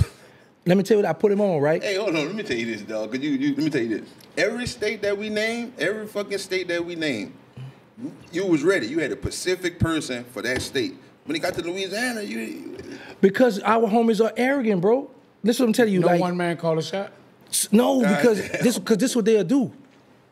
If you have a bunch of dudes from the 9th Wall, or if you got a bunch of dudes from across the river, what's gonna happen is the homie from across the river gonna stick together, right? But say if somebody don't come on the compound with money, they gonna respect them and kick it with them, because I was on the compound with some dude across the river. That's why I'm speaking on this. So they gonna rock with you, kick it with you, respect you, but this cross the river, we more jam. Yeah, you know what I'm saying? So if one of them would say, "Man, we ain't going to mess with that, man. Them boys from uptown, they started that, man. I'm about to go to visit. They going to stand back. They might stand the dome. I was about to ask that. Like, I was about to ask, do some people just, you know what I'm saying, kind of like, do certain things get allowed, meaning like, with these different courts, if somebody violated and he had that coming, or is it like to a level where it's like, nah, no matter if he had it coming, y'all can't do him that. Yeah, you can't put your hand on one of us because they're gonna make us look weak. No matter what. No matter what. We gonna chastise him. Even if he was down bad. We gonna like let me tell you who will go to a yard. It's 3 people that's been in the feds, hands down. 2 of them deceased right now, that could go to a yard and could run the car, and have. That's Bouncer from out the 7th, from downtown to be in the mill, and 10th Wall Fat. Everywhere he go, he politics, he taking tables, everything in the kitchen, he own it. And Blabber, OG Blabber. Them 3 that gonna go somewhere and run a car, or Old Head, Eastwood, then the other Tyree, shout out to Tyree at the Lafitte too. These gangsters, they go on the compound, and a lot of the homies get in, fall in line. But see, Bouncer, this is what Bouncer had good. He caught his case in D.C. So he got a D.C. number. And he was in Leavenworth with Tone and all them. So he make the DC and the Wu come together. Any compound Bouncer go to, it could be a Louisiana call. He gonna tell everybody from New Orleans, look, this what we doing. Yeah. And the homies, all right, they gonna fall in line. They ain't playing with Big Bouncer. And it make us stronger the way he moved too. Yeah. You had watched Make Know You Leave It podcast with us? No, I didn't catch it. I saw it, but I didn't watch the whole thing. All right. Well, you might be out the loop, but it might be before. I don't know. Because Leave It way younger than you, huh? Right? Leave it. I stayed here. Leave it stayed on the next port. Leave it to get in my car and play the game. Yeah, he was younger, but he knew how they was moving. Now I was trying to ask him about the dice game thing. The dice game, I believe you say the dice game, a nigga came around there and jacked the dice game, and the people who we think won't give it up, he gave it up, and then he said, I was just playing. Right. I'm trying to see, did you knew about that situation? No. That's what I'm saying. I did see that. I saw that. And you said somebody come around the plane and got hit. Somebody hit him. Yeah, and then he said I was playing or something, huh? No, I didn't say 10 Wall Fat. Matter of fact. Huh? Oh. Yeah, he said he come through, Yeah. and you know what I'm saying, some of the people that you wouldn't even, you know, that had a certain kind of respect was still kind of giving him a certain kind of respect. Oh, that's a fact. Cause see, you got this. No, I was just saying that one of them was you. No, I was in jail. Oh, no. See, you making it sound bad, but the man serious though. You playing, bro. No, it was still funny to me. Yeah, One of them was but you. I was What? not there. Yeah, That no, happened. I was in the listen. I got locked up March 6, 1998. That happened in the 2000s. When Tent Wall Fat got out of jail, he was already talking with Ski Boo and all them. Like, when I get out, I'm gonna come. Cause you know, Tent Wall had the St. Thomas had to go to the same and all. They was separated. So Fat was in jail with us. So Fat was making plans to go into Magnolia by doing it. And Ski Boo and WAP. I'm talking about the WAP Richard Porter that's locked up in the Fed now. So when Fat come back there, some people look like, man, because he keep that name, Tent Wall Fat. He carry that name everywhere he go. So, like my homie Sweet Pea, the one that's out there with me, he was one of them. He got into an argument with Fat because you know Fat come back there on point him out what happened to Dooney. Right. He come back there on the bull. Right. So a lot of them look like, man, but Fat was working, you know, and they respect him. Some of them was scared of him too. Well, you ran with him on the street, huh? No, I never got to tell. Me and Fat, this how when I go to jail, me and Fat had a fight in juvenile jail up there at LTI in Scotland. Kind of. He got with you? Yeah. Oh, man. Hold on, let me tell you what happened. Look at how. He said kind of. He kind of. such thing. Because I'm going to tell you, hold on. It is a such thing. Oh, he didn't? No, let me tell you what happened, But bro. you got a lick back? Let me tell you what happened. So when Fat came from, because you know, when I was coming, we had Scotlandville, Baker, Louisiana, and we had Monroe. Them the only two we had. Swanson. So people was shooting in Monroe, they was giving furloughs faster there. But the LTI, boy, it was rough. Yeah. Because people don't know this. When I was coming on LTI, the third wall in a 10 wall, we used to fight the night wall. Because the night wall was the deepest. Right, big. Right. Yeah, you know what I'm saying? So we were gang fight, it was time for school. So when Fat first came to LTI, you know, Scotland by us, he had a little bush, little fat, little hips and butt, and I'm looking at him, what is a country, you know, but he from New Orleans, right? So I find out we talking. Then I had a deodorant. I was recruiting this dude named Chicken out the night wall. So I said, let Chicken use my deodorant, and then Fat, the homie, so let him use. So Fat and Chicken got into it. So he gonna tell me, don't let him use your deodorant no more. I said, well, you don't tell me what to do. So he mad now. So Fat coming and took him a bench. So like at LTI, you had to be a big dog to get a bench, or you sitting on that floor. Right. So I come from visit one day, and I'm sitting on Fat bench. He sleep. So he raised up to see me. He kicked me like, get on my bench. I hit it, man, don't put your foot on me. He said, man, catch the bathroom. Like, let's go. Because I'm like, man, but you old fat, look, you can't get with me. So we go back there, we go in the back. This is what happened, man. So then you tell me. I just want to hear. All right. So he got his, no, I'm to the wall. No, he went in there first. So he got his back to the wall. The tallest right here. So I charge him. Boom, boom, boom, boom. He back up, he dropped his hands. So I'm like, oh, I got him. Come on. Second time. We just went to fight, and all I know, I just found myself just sliding down. I grabbed him. So Fat could fight. Yeah, he could fight. So I would slide down, boy, I grabbed hold to him. All right, that's enough of that. So I got up all out of there, right? So he tell me, because we had this thing, right? We had this thing, talk that talk, let me see you walk that walk. Right. So Fat tell me, and when we go on that walk, it's on. I don't want to fight no more because I know you can fight now. Right. So happened when we had so much beef with that night war, we got to he forgot all about it, he left it alone. Y'all became on one side. The best of free, because now when I go to the parish jail, this is what Fat tell me. You get all my lightweight, I get all the heavyweight. And so happened, I go to the parish again. They playing Dirty Horse. And I lost. It was a dude from out the third round, second to D. And I thought it was a little quiet, little square. He was a little taller than me, but I lost, but I didn't want to lose. Man, what's up? Because I got Fat right, all right? Right. He let us go one-on-one, man. That dude, like, the light was out. That dude said, raw. He caught me with something. Hit my, you know, you see the stars? Right. So I'm standing there. I gotta regroup. I gotta get. Then we did a little something. Fat was mad. He felt like the dude got out on me. Right. So when he racked the doors back, man, Fat beat the dude so bad, had him on the floor bloody. I tried to get Fat off him. Fat got mad, pushed me in with the behind me. You know what I'm saying? So Fat always was a good fighter, but that's why I say he kind of got with me, because I charged him. He dropped his hand. Then the second time he. Yeah. That's like you know, a boxing match, and you come out, you get a few punts, and then you get knocked out. But I ain't get knocked out. I held on. It's like you lost the fight. Yeah. That's all I was saying. Like, but he could fight, because one thing everybody know, Fat dudes in the pen couldn't stand Fat. Because Fat was checking paperwork, Fat could stand a rat, and he'll come to the table. Anybody rat, I find. So the next time you'll see only 2 or 3 people at the table in the chow hall. Right. Fat just let you gonna know Tent well Fat. I'm gonna stab y'all under your feet. He just was people hated Fat. Fat would politic with everybody business. So you know how like you got your channel and you be dropping jewels and shit, trying to say to you got all you be do your thing. You ain't have that, right? Or you No. did have nobody never tried to school you, give you game and shit, right? Yeah, how to be a killer, how to be a gangster. So if you wouldn't have never went to jail, you still would be going. Like jail only stopped you from with the street shit, right? Mm-hmm. That's right. You see that? You gotta keep in mind Cash Money is successful, so I wouldn't be reaching out to no at-risk youth. No, I'll be just hanging with Stalin. What's up? What's going on? Where we at next? Where we going? Traveling, humping bras and all that. What they do? But you also was in a mix of, even with being with Cash Money at the time, you still used to dip off and do you. Yeah, that's a fact.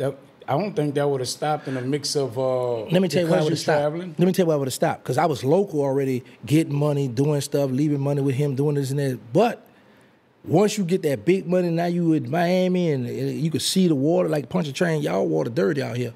But in Miami, I could see in the water. But people so run it's a licks, difference. But people run licks on the road like that, meaning like once you'd have got around certain, like say for instance in Miami and run across certain dudes, the hustler mentality, the way you think, oh, this an easy lick. You see dudes with jewelry, they thinking they coming around Cash Money to fellowship, but with your devious mindset, you would have still been looking like, well, it's a lick for me.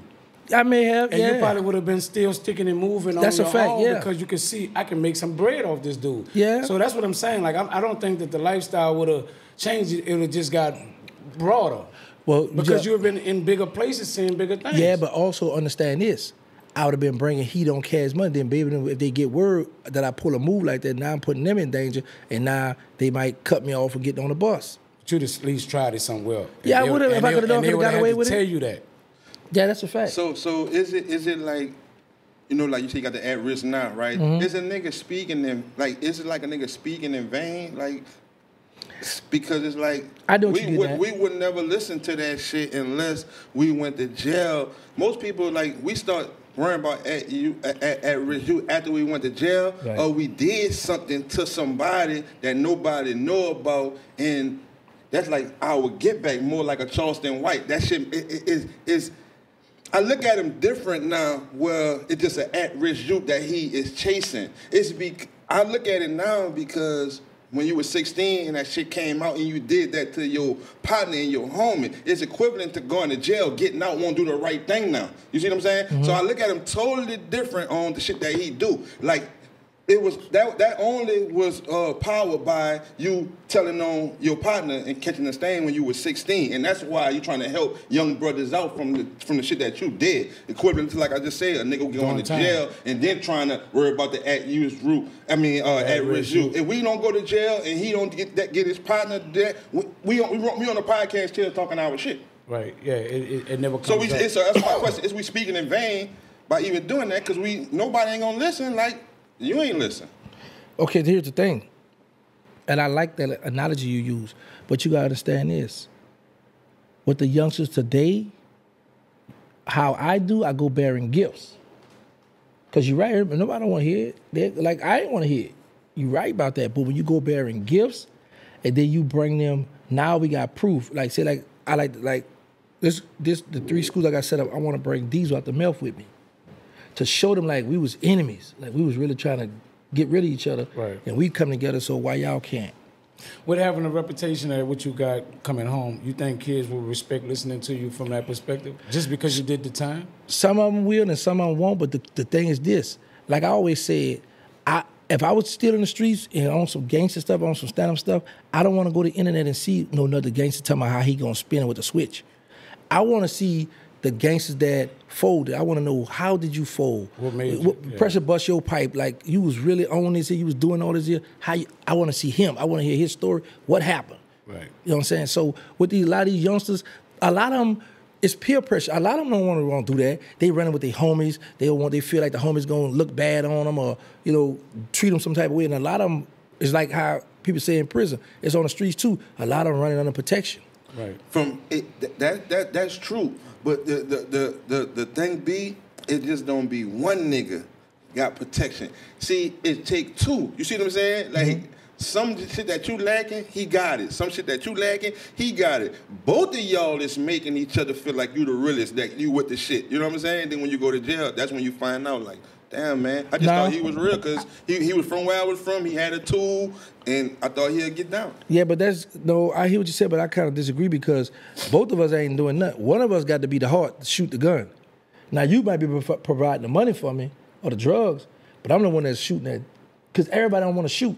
You shoot, you is shooting, you got the heart to shoot it, but it's still me with some encouragement and playing a role to making you go all the way and shoot. No, you're not really making it because you got a lot of this here. One thing we know, that just speak on just the city of New Orleans. We all know it's a bunch of shooters. Even some of them retarded, some of them just love, right?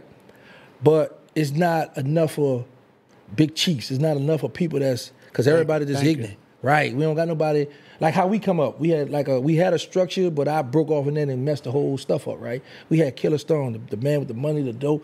Every time I went to jail for murder, he paid for my lawyer. Right. So like now you got a bunch of dudes that's wild as shooting, everybody go to jail, everybody broke. Right, nobody can help nobody. Yeah, and you got to die with Chinese buddy. Right. You know what I'm saying? So that's the difference today versus back then. Right now, everybody's shooters. But every now and then you might have somebody that got a little money that be like, boy, I got him to look out for you. Everybody just, what's on your mind? You looking like you trying to... No, I'm listening, brother. I wanted to ask you something because we had kind of spoke on Charleston. And I noticed that you've been having Charleston on your channel a lot, like, you know what I'm saying? And, you know what I'm saying? And, you know, Charleston kind of went off lately on a thing that happened out there with the kid dying and the rapper dying. And he kind of been going in, like, you know, giving his take on it. And, you know, I wanted to ask, do you think, you know, even with him being on your channel and speaking how he speaks, do you think that he go too far sometimes, pushing the envelope a little too far, or you just think that he do it for shock value? Because you know him outside of the camera, like, you know what I'm saying? So you kind of know where his heart at and how you really feel besides what he say on camera. I know him personally, like you more Hollywood, you hardly call me, but me and Gaz, we have a personal where we talk. You don't want to talk to me. You say I talk too much, but go ahead. You do that, brother. I ain't gonna lie. You do the most talking though. On here. All the time on the phone. I be like, come on, me in the time out. Don't ask me no questions. I know y'all about to do that. I know y'all about Nah, because I need one. When I talk to me, I need one. He like commercial break. I need to press that with me. No, because you want to control. Listen. Let me clear this up. You want to control the conversation all the time, brother. And I'm just not the brother that's gonna allow you to just. So it's you do all the running it. We gonna share the run. We don't share the run. If we do, I let you talk, but you never stop. No, you be the one going. That's how you feel because you want to jump in like double dutch. Like you doing me now. Oh, go ahead. Hotchkotch and all this but stuff. Go ahead. Speak on Charleston. Well, so he do that all the time. So my thing is this, bro. This is my thing, bro. I don't lock in and pay attention to how Charleston do his thing because in my mind I'm like, I didn't been through so much. I didn't had so much. It was so many people that was against me. Y'all was the first. Well, no, your boy Gillingham hit me first. Wallow hit me first. But y'all was the first one to interview me. Right. So y'all like, man, we needed what's up. But there's a lot of people who didn't want to kick it. So now in this time, certain people, I don't care to even much kick it or explain Charleston to them because I be like, y'all, who are y'all? Y'all ain't gonna tell me who to interview on my channel, how I'm gonna get my money, because y'all didn't care how I survived anyway. Right. But for Charleston, my thing is, he been through, this is how he come in the game. Going off, cutting up, but he just rattled the black community, right? Now, the thing what I was tripping off, the reason why I went this route with it, because I was like, now, you had some dudes, some black dudes that was speaking up saying, man, he down bad for that baby, right? And I was like, now, hold on. We got homeboys that have deleted children, that have done way worse than what Charleston talking about. Right. And we'll see him, boy, you a dirty boy. You closed a little bit, but you hit the son too? Yeah, I hit everybody, boy. And then we ready to back his play. We ready to go to war with him. We gonna protect him when he delete a child. Charleston just talking about a child. Right. Another thing, I'm gonna speak on my project. That's real. The same dude that shot OG Booby Black with his arm missing is the same dude that came spinning that bin again with them choppers and hit a 2-year-old boy, killed the 2-year-old boy. I caught one of them in the jail, we had a fight. But they did 25 years, come home, one back in jail, but the other one, they still love him to this day. They still rock with him, they still kick it with him to this day. So when I look at somebody saying words versus somebody really doing it, I'd be like, but I thought I said it's the internet. So a lot of people who's on the internet going over, Charles, you blackball Charles. Stop it, because as soon as Charles get back on there again, yeah, they're gonna tune in and listen to what he got to say. Right. If I read it and I'm a rat, I'm automatically gotta accept a person who read it. No, because you got some people that are rat for a certain thing and still don't like rats. And still be like, man, I don't want to mess with him because I know one thing. I know I'm a tell. I know he'll tell. Then it's a dangerous combination, because what happens is that the police pull up, we got to see who's gonna be the first one to go. Let me get my statement first. We might get the fighting out there, you know what I'm saying? So, yeah, you know what I'm saying? So you got some dude be like, man, I know I'm a tell, but I won't tell, I'll tell certain stuff. So I know he'll tell, but he might just tell it because he's trying to get on to the children and family too, so I don't want to rock with him. Right. And that's just my own. And I know a rat little right now to this thoughts. day that feel like that. Oh, yeah, right. And I brought that up because that's just my own little thoughts. And you here, so I might as well just ask you, if you wasn't Muslim, would you still would have went and tried to jam up with Rollo?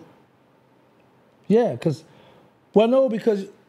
when I come home, everybody I seen was a Muslim, I was like, I want to meet him. Because when I was in prison, the dean swayed me to love all my brothers. So when I come home, I see him rocking. Because that's a good question. I like that. No, because I don't care about what you're doing on the internet, your fame, because I got cash money and BG them. So I don't look at, okay, you a celebrity, you doing your thing. I'm doing my thing on the line. So now when I go to, because you got to keep in mind, I go to Atlanta, I can just go to Atlanta and just go this sightsee. But by me knowing he a Muslim, yeah, let me go and hang out with the brother. Because I feel more comfortable and safe over there versus me going to Atlanta, just try to willy-nilly. Somebody might try to bring me a move or something. And I was just saying, like I say, my own thoughts, because I followed up with that question by saying that, because I know, man, you got this YouTube shit in the head, like you be politicking, you be trolling, you know the right calculated moves to make. Like I give you that, you know what I'm saying? You a dog with the YouTube, and I feel like that you went because the stigma of the rat shit was on his jacket. No. Never that. That's why I asked, if he was Muslim, you wouldn't have went. And you say, you don't want to say no. Yeah, I went, but I didn't go because of the stigma. I went because of, like, Tay Savage. Let's take Tay Savage from Chicago, for example. When I used to watch DJU, shout out to DJU. When I used to watch him from Chicago, right, interview people, when I seen that Tay Savage was Muslim, I said, man, I would love to meet that young brother one day. Because he had been to jail, had a man down, he had a hat, which they call it. So I was like, okay, and now he Muslim, I would like to talk with him and because, you be on the streets, you wild, you get money, do your thing, you go to jail. Then when you come home, sometimes people relapse.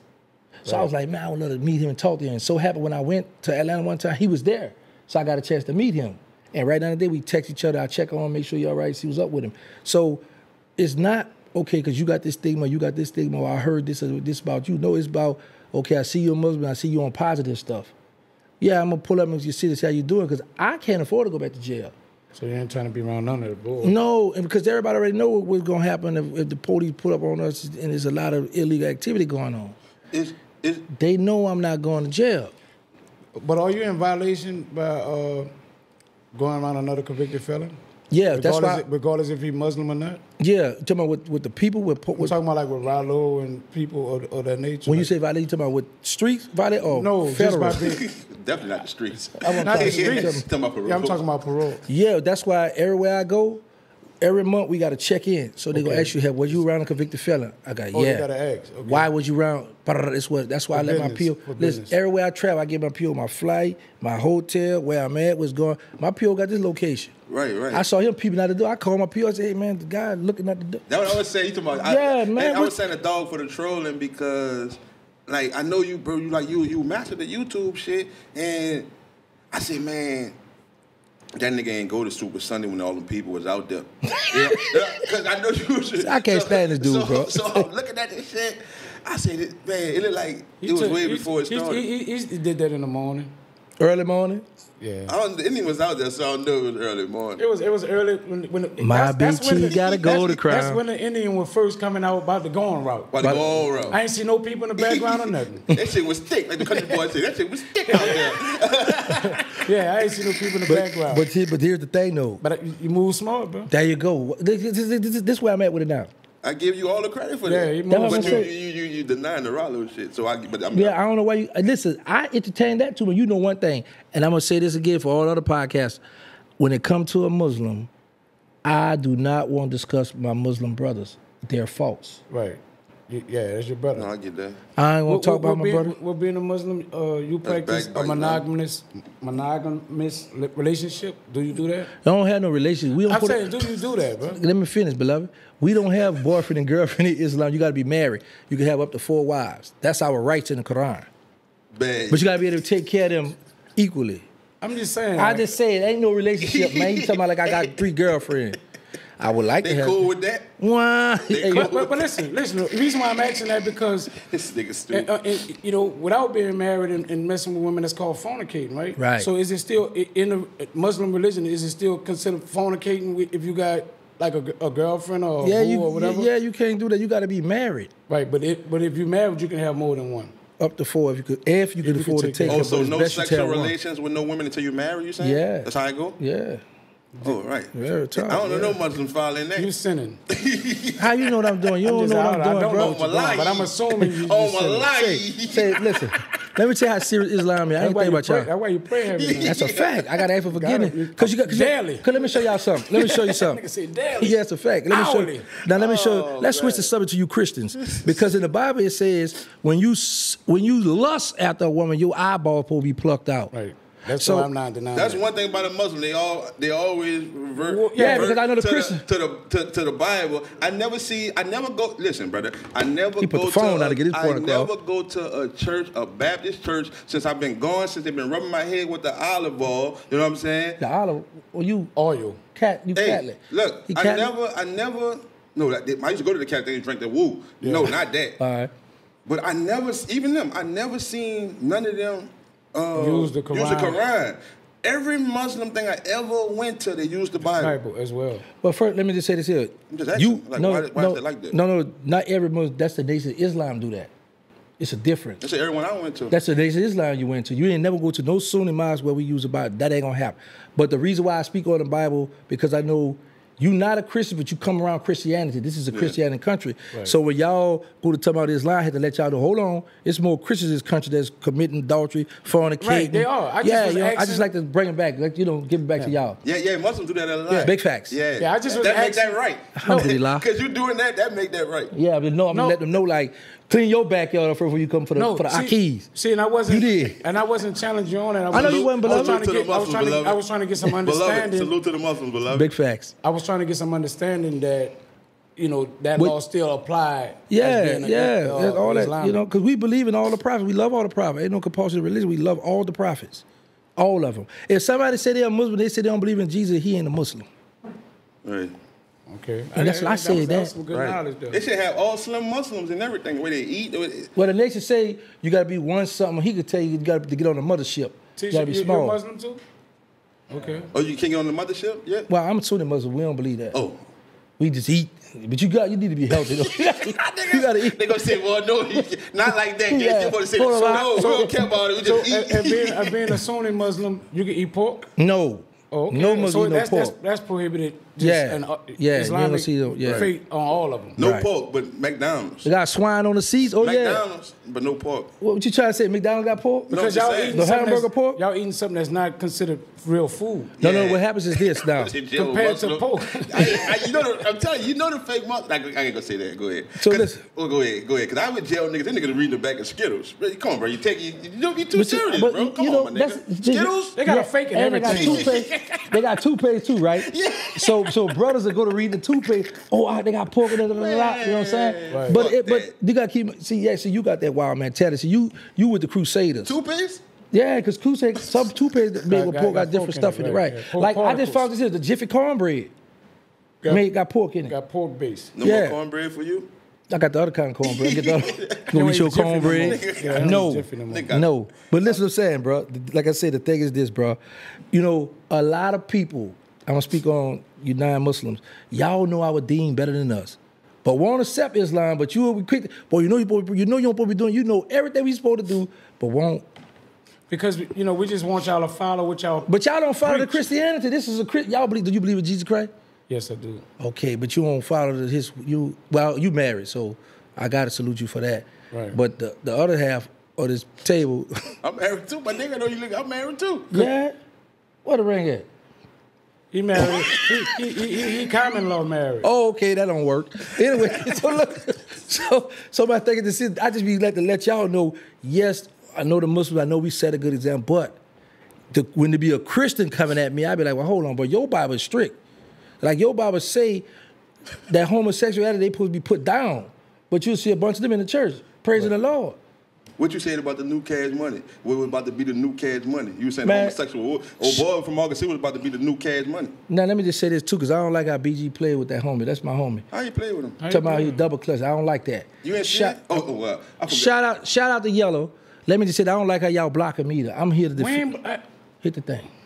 Stop the cap. Oh. Shout out Yellow. Why you?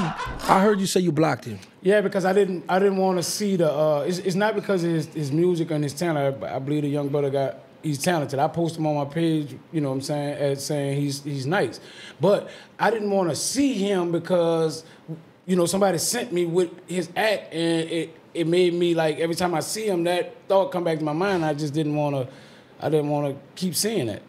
So that's why I just blocked him out, like to not have to see that. But I got nothing against his skill level, talent, or whatever. All right, but let me ask you this here, brother, because you're an artist, right?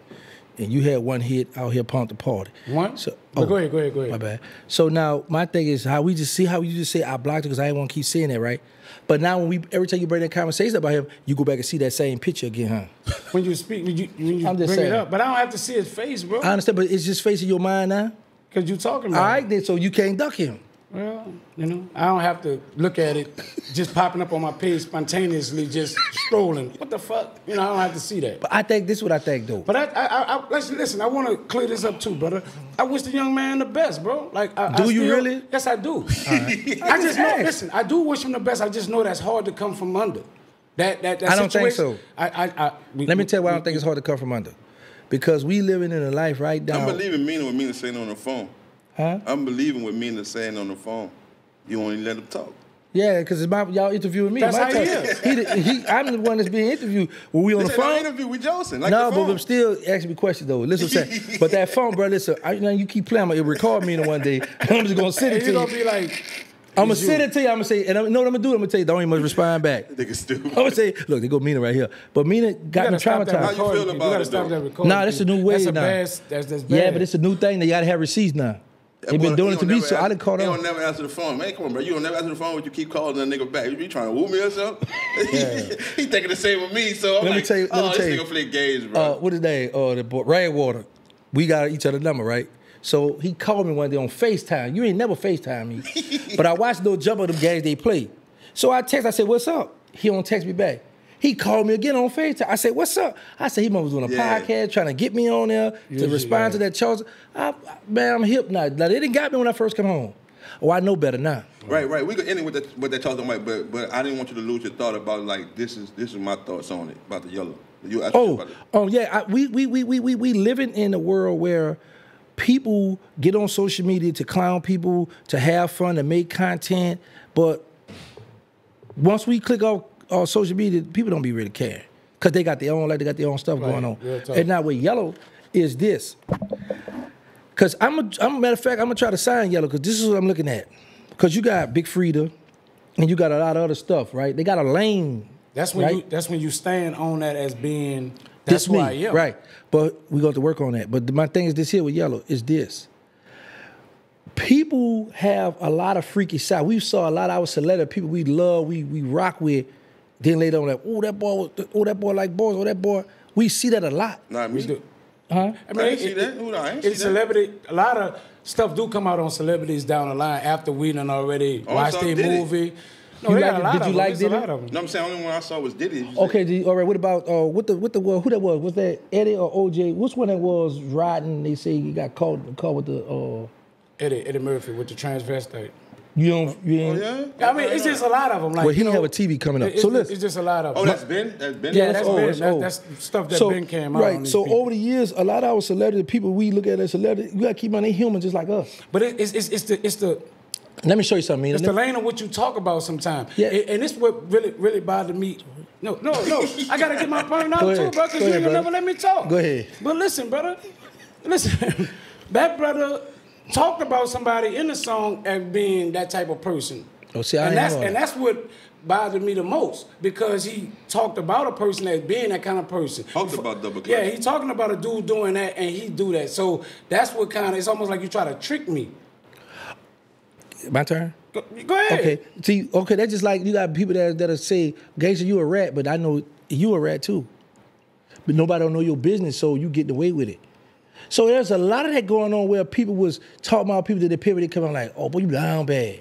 You did the same thing, but you tricked us. And we despise them. Yeah, but a lot of people forgiving them too, because like I said, I know something that's wrong. But that's another story. But my thing is this here. That's what all this do. Talk about this, say this, but still rocking. Right, they backyard not clean, but it's not till it come out, right? But I just think this, that if, and I know it's gonna be hard for you, but I'm talking about people would, don't worry about a man's personal life. If we just come to the internet for entertainment to see what you got, it's different. Right. You can put it aside, but Gaz, he just go too hard. That's why I'm gonna try to persuade him to try to. I ain't say the words. I'm talking about with the Yellow situation. I think he have a lot of talent. I do too. I think he's dope. I think he's dope. And the crazy part about New Orleans was standing up behind him. Because he spit that shit. He really do. You know what I'm saying? He really do. I was telling Gaz about it, like, I'm like, man, I like this dude Yellow. He dope. Like, you know what I'm saying? As an artist. So would you have him on this podcast? So you discriminate. That's what you call it. That's what, yeah. You won't have him on the podcast because of that situation? Yeah. You gotta respect that though.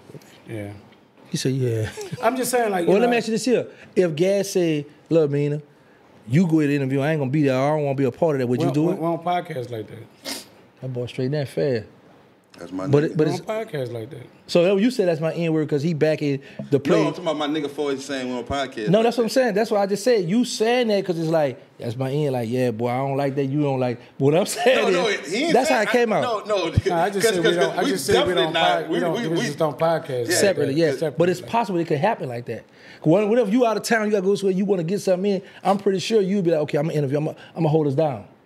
Yeah, it can happen like that. That's what I'm saying. It can happen. Yeah, like but I like how you covered up for your brother. Like, no, we don't pie. You cleaned that. So a person I came up, put up an argument. Hey, to be honest with you, big brother, sometimes I'm like, and I always been like this. Sometimes for certain shit, I'll just go over the top and it be momentarily until I really sit down and look at the bigger picture. Like, that's one of my weaknesses. I'll just do it right then and there, like how I feel. Mm-hmm. It might be consequences, and I'm just stuck with them. But I would I would like to hear his story. Let me tell you why I asked him that. Because like I said, unlike you, and me, you ain't from the 17. But anyway, I ain't from the Gaz 17? and I have personal conversations. Right. So I study Gaz. Gaz one of them people, like, he'll call me, he'll know the answer, but then I say something, he want to argue and fuss. I'm like, what's wrong with Gaz? What's going on? You need to call MEANA. You can fuss about the podcast, so he called bothering me about this. Right. So that's why I asked him, because I'm like, if we trying to make money, whatever personal stuff, we're going to put that aside, because now our mission is our family and our children, and we not hustling. We not selling, doing it. So this is something legal. So now, and it's a discrimination now, and I can't tell you how to run no rap cap, but I'm going to put my opinion, and people going to be in the comment. I got the stigma of being a rat, but y'all let a rat come on here, but y'all won't let a man that got caught. I said I would like to hear his story, like, you know what I'm saying, regardless. So we will get him on Canal Street, we'll film him. Hey, I would like to see, like, where I do a lot of shit, big brother, that's not fair. You know what I'm saying? To other people. Mm-hmm. And I don't give a fuck about that part, if it's fair or not. Fuck, you know what I'm saying? It's our shit. But just to say, for us, we got you and not here, if it's fair or not, we fuck with you another way. We fucked it with him, but like I said all that the first time. So your feeling was hurt that he did that? No, it just, bro, like, I'm just not with it, bro. You know what I'm saying? Yeah. I just don't want to affiliate with no niggas who, like, I just, it's hard for me to sit right here with a nigga that I know that did that, then versus a free to come in here, I know that's what you do. Then a nigga who was just playing the caliber of myself. Right. Like, that's the thing, bro, the caliber of, you playing the caliber of, like, you know how we came up, you know what I'm saying? That type of shit, bro. And no, I get it. That shit hurt a nigga, and it's all, the same shit I'm saying, it's also applied to the rat shit. The same way we came up. Yeah, you know you got into the hotel, so we friends now. But let me just say this here. See, my thing is this here. And you got it right, like you say. But at the end of the day, think about our homeboys that's in prison. Our state prison got the stigma. When you caught with first, boy, you got your boy in there, but you boy, you ain't doing it. So some homies that know their homeboys have a boy in prison, homosexual in prison, and they fine with that. Send them money, send them pictures. They come up, boy, what's up? Homies out here still kicking with them, knowing they had boys in the prison. And by a nigga being in prison and the nigga know that and you correct on that, right? Mm-hmm. But see, when a nigga in prison, bro, it play with your mind on this type of time. Like, you don't see them niggas putting them sheets up. You know what I'm saying? The niggas that you speak of, you might see them with a boy walking around the yard, but you never see them put them sheets up. You never see them. Yeah, you know what I'm saying? Right. So then that what jail do is the jail make you feel like, man, now he just hustling. You know what I'm saying? And that's way different than you sending me that video and seeing that. Okay. I think the same nigga that you speak of, as I seen that in jail, I wouldn't fuck with them, and I had the same mind frame if I had with homie. It's just that I don't look at them like, I feel like you just hustling because I'm feeling like you just like me. You ain't got nothing going from the outside world, and you just hustling. And I done did shit like that, you know what I'm saying? Not literally fucking with a boy, but I knew that it had a boy working on the road crew, and I need the woo-woo-woo. Yes, I'll play a little woo-woo-woo. I just need my people to meet you, bro. I don't fuck with no boys. So by me able to do that myself, that's how I'm looking at another nigga who doing that. I ain't never saw you hump this nigga, you know what I'm saying? So that's how I look at it. Could a personal relationship, make that different as well? Like, meaning, like, because you have a personal relationship with a person that, meaning, like, that was your partner, you ran with him a certain kind of way, and you got a certain kind of love for him, and you find out that's how you rock, and you like, that's how you get down in his bedroom, and that's what it is, and you remain cool with him because of y'all friendship compared to a person that, nah, I don't have a personal relationship with him, and I saw what I saw, so that just make me just, like, don't have to be involved with it. Because I don't have a personal relationship with the person. What is it? Well, I like that. Thank you, brother. I got class and little taste. Okay. Yeah, because I can see some money. I understand that side of it, but I don't think we should do everything for money. I do. And I think that's where the game have got watered down at. I believe money. People just do everything for money. And it's almost like you have no principle. Ain't no principle in the entertainment world no more. That's out the window. Listen, let me tell you who I... That's some real shit that you speaking of, brother. It's crazy, but I'm gonna let you run it because it's real. Let me tell you who I got some respect for. That I haven't heard nothing bad about. Dr. Dre. I haven't heard nothing bad about. What I'm talking about, like paying the artists. I haven't heard about 50. Certain artists. CEOs. I haven't heard them stealing the money from the artists. So my thing be, we in it for the takeout family, get money. And like some people always say, all money ain't good money. Okay, I hear that, but I be disagree because all money gonna let me pay my bills. All money gonna spend, huh? Yeah, man. So my thing is this. As a content creator, shout out to DJ Academics, Say Cheese, they all post me. That's what's up. Yeah, Say Cheese post me, DJ Academics, No Jumper. Right now, like for something happen right now? Yeah, for the YoungBoy. Yeah, all man, right, yeah. I went viral. Mama made it. So shout out to all them. But so I just look at it now, bro, like, cause I don't never want to go back to jail, and I just look at it like I done found my niche in this game. So it's like, with me, it's not. I'm not looking at Yellow as, bro, you down bad for whatever the case may be. I'm looking at it like, okay, you still got a fan base. You still got people want to know what's going on, why this happened, why this occurred. So I'm bringing you on as to talk to the people. Right. I'm not saying, now listen. He deserves that. Yeah, I'm not saying I'm going to be on Canal Street. I got a king side to come pull up. No, we not laying up. We about to do business. That would be my mindset because I'm like, okay, I seen the talent. But then now you got dudes like how you say, I want to still hear his story though. Yeah, right. You know what I'm saying? So that's what I'm looking at. Like, he still deserves a chance to be heard on a broader, because everybody just bashing him. Right. He ain't responding yet. And big brother, like I said, I don't know, that might change. But, and I'm only saying it because you're speaking about the content creator, and that's what a nigga is now.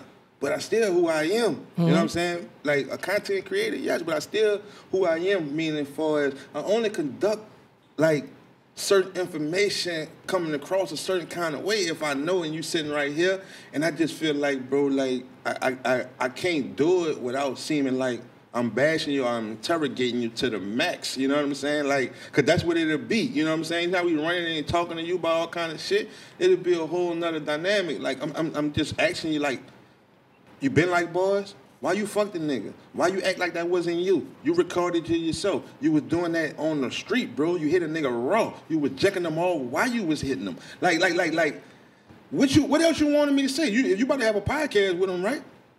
Yeah, but hold on, time out. Just like I told MEANA earlier, I said, MEANA, what I like about when I come here, MEANA his own man, he got his own way, his smooth. Facts. You your own man, you stubborn, you stuck in your own way, and that's what I respect. I like, you don't let nobody sway you your own man. So, that I just, me and him just talking about this earlier, right? So, but my thing is this, I wouldn't badger him like that because I already see what went on with that. I would be more like, okay, let's start from the beginning. Where this went, boom, boom, boom, boom, boom. Then lead up to how you got it to that. It might do a little fun trolling, but I'm not gonna just straight come out the gate and try to be wild and disrespectful to him because I want to keep him there. And then I got to keep in mind this too. In my old age, I can't take a lick. He might steal off on me, the camera's rolling, or somebody else. You know, people always had a phone, and he put me on my back pocket. They gonna love to go viral with that. Right. So I want to be respectful to these youngsters. No, I would be respectful as well. We podcast in a respectful way, but it's just not holding the punches. You know what I'm saying? Like, I got it. Bro, whoever watch y'all podcast, and that's the thing about this shit, bro, the suspense and anticipation of the podcast. Everybody who come watch that podcast, they anticipating getting the answers to everything that I just said. You see what I'm saying? Not on the, let's start right here. Ooh, man, people gonna be like, man, guys, we did a minute for an hour and a half. You ain't never asked them none of this shit that I just I'm gonna say I leave at the Low Rap Cat podcast. Right. But you know why he coming, you know what I'm saying? Right. That's what I thought that he would want to, you know. But no, but like I say, certain stuff, like, you know, some people be like, look, bro, I don't want to talk about that, I want to talk about this. But the thing about it is, by me being a content creator and trying to make money, I know if he pop up on my screen, people gonna tune in to see if I'm asking them questions. That's you a ask. fact. That's what I'm saying. So at that point, they gonna you already won. Yeah, I got my money. So they're gonna tap me up in the comments. That's cool because guess what? If I come with another good video with somebody else, they're gonna forget about that one and they're gonna focus on this one. But you gotta ask though. No. You gotta ask. I mean, you could talk about how, you know, his start and everything, but you gotta get to the point of like what, you know, what people, you know, talking about and try to see. And with doing that, you could probably help him get past it or get accepted as being, you know what I'm saying, still an up-and-coming artist. Like, you know what I'm saying? So you got to get past. You got to face the shit to even get past it. Yeah, you got to run, too. So you can't run from it. You can't keep avoiding that because no matter how high you go, those things going to still come up. And you need to get it over with and let it, you know, like, you need to face it by now. You know what I'm saying? Why y'all ain't drink y'all water? Y'all put something in my water? You feel... Thank you. Word. You feel like the shit that we saw on the thing right now with Charleston White, the 16, you know, when he was 16, telling on his partner who got life. So, I know, and this don't be the intent. I want to clear this up too, big brother, because I fuck with you. Like, when I be referring to shit, I might say, you know, because you read it. Like, I might do that just trying to, but it ain't nothing personal. People be like, I know, but I want to say for the people, because the people talk to them. Don't talk to me. I know what's up with you. I know you got a personal relationship. The people... I'm talking to them just, you know, talking to you, but yeah, so that's what that be, you know what I'm saying? So I know nigga like a rat is a rat, but you don't feel the same way as a person who got somebody life in jail, right? Let me just say this here, because you keep bringing up the Charleston White. But no, because we just talk about that. I'm about to put this, so it is for everybody else. I support Charleston White. I rock with Charleston White. Right. Charleston White invited me to my first strip club, but what I'm saying is, whatever he did at 60, whatever, Charleston White been telling us, yeah, I told y'all this is the white people did it. Hold up, he been pushing that. But my thing is this, I got content, I do content, but you notice this, when a lot of stuff come out, a lot of stuff I shy away from, because I don't really have. No, you're going the wrong way. You're going the wrong way, and I just don't want us to get caught up on that. What you saying? I was only speaking from the dynamic that you were saying about the favoritism. You know what I'm saying? So that's why I was actually, because like you saying favoritism on that, because like I told this way and another person got somebody. So I'm only speaking like about the favoritism. So they have people that feel like that, right? Like I read it, but I didn't get nobody in jail. He read it and got somebody in jail because we said from the rip that it was favoritism. So you saying favoritism under them circumstances? That's why it's favoritism, because he got somebody in jail and I didn't. No, it's favoritism when you know a person snitch regardless and you still rock with him for certain benefits, whereas the spotlight on this one and you don't want to rock with him because you care what somebody's going to say about your image. But yet you running with him because it's an isolated incident. It's not pop. It's right, not, you know what I'm saying? That's what I be talking about. Yeah. No, I get that. But, yeah, I you know, Charleston speak his mind, brother, and he always like bring you in for, you know, on the way he do certain things, but he always get down to something that make a lot of sense. Just like he said, they got a baby that just died yesterday. And nobody ain't talking about that because that person, that baby's not attached to a rapper or a popular person. You know what I'm saying? So he was almost like, you talking about me, but y'all don't even care about that baby. You see what I'm saying? So he bring you in a certain kind of way to open you up mentally to be like, do I really care? You see what I'm saying? Like you got to question your own self sometimes through the way, you know, this man kind of speak on what he speak on. But let me make this clear. Like I say, I rock with Charles, I support Charles, I still rock with Charles. But I wouldn't Go the route? let him, well, nah, I can't say let, I wouldn't put out him disrespecting the baby on my channel. Because I got children, grandchildren, and I don't go that route. Y'all been watching me grow, you know, since I've been home, so I don't go that route. With, you know, that's not my way I approach the thing. But yeah, I was stagnated at one time. I got burnt out doing a reaction video. I tried one. I said, man, I had to charge me, invest my money. And it took off for me, so I'm forever grateful for that. And I want people to understand, whatever Charleston do, don't hold me accountable. And some people were screaming, oh, don't have him on your channel no more. The people who were screaming that don't like me. Don't want to pay my. I said, but they do crazy. Yeah, y'all don't like, y'all don't support, you don't do nothing about going to me. Don't have him, y'all wrong, y'all have him on there.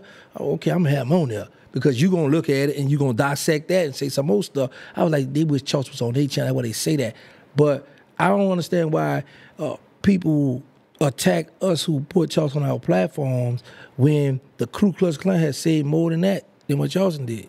Right. They didn't more. That's what I'm saying. I was about to get to, yeah, they did to our family dirty. We got family members, they done separated us so bad. They could be our cousin we don't know.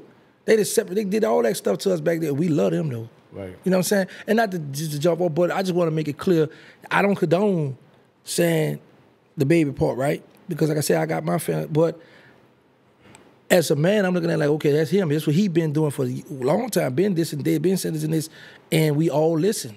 Because we all tuned in.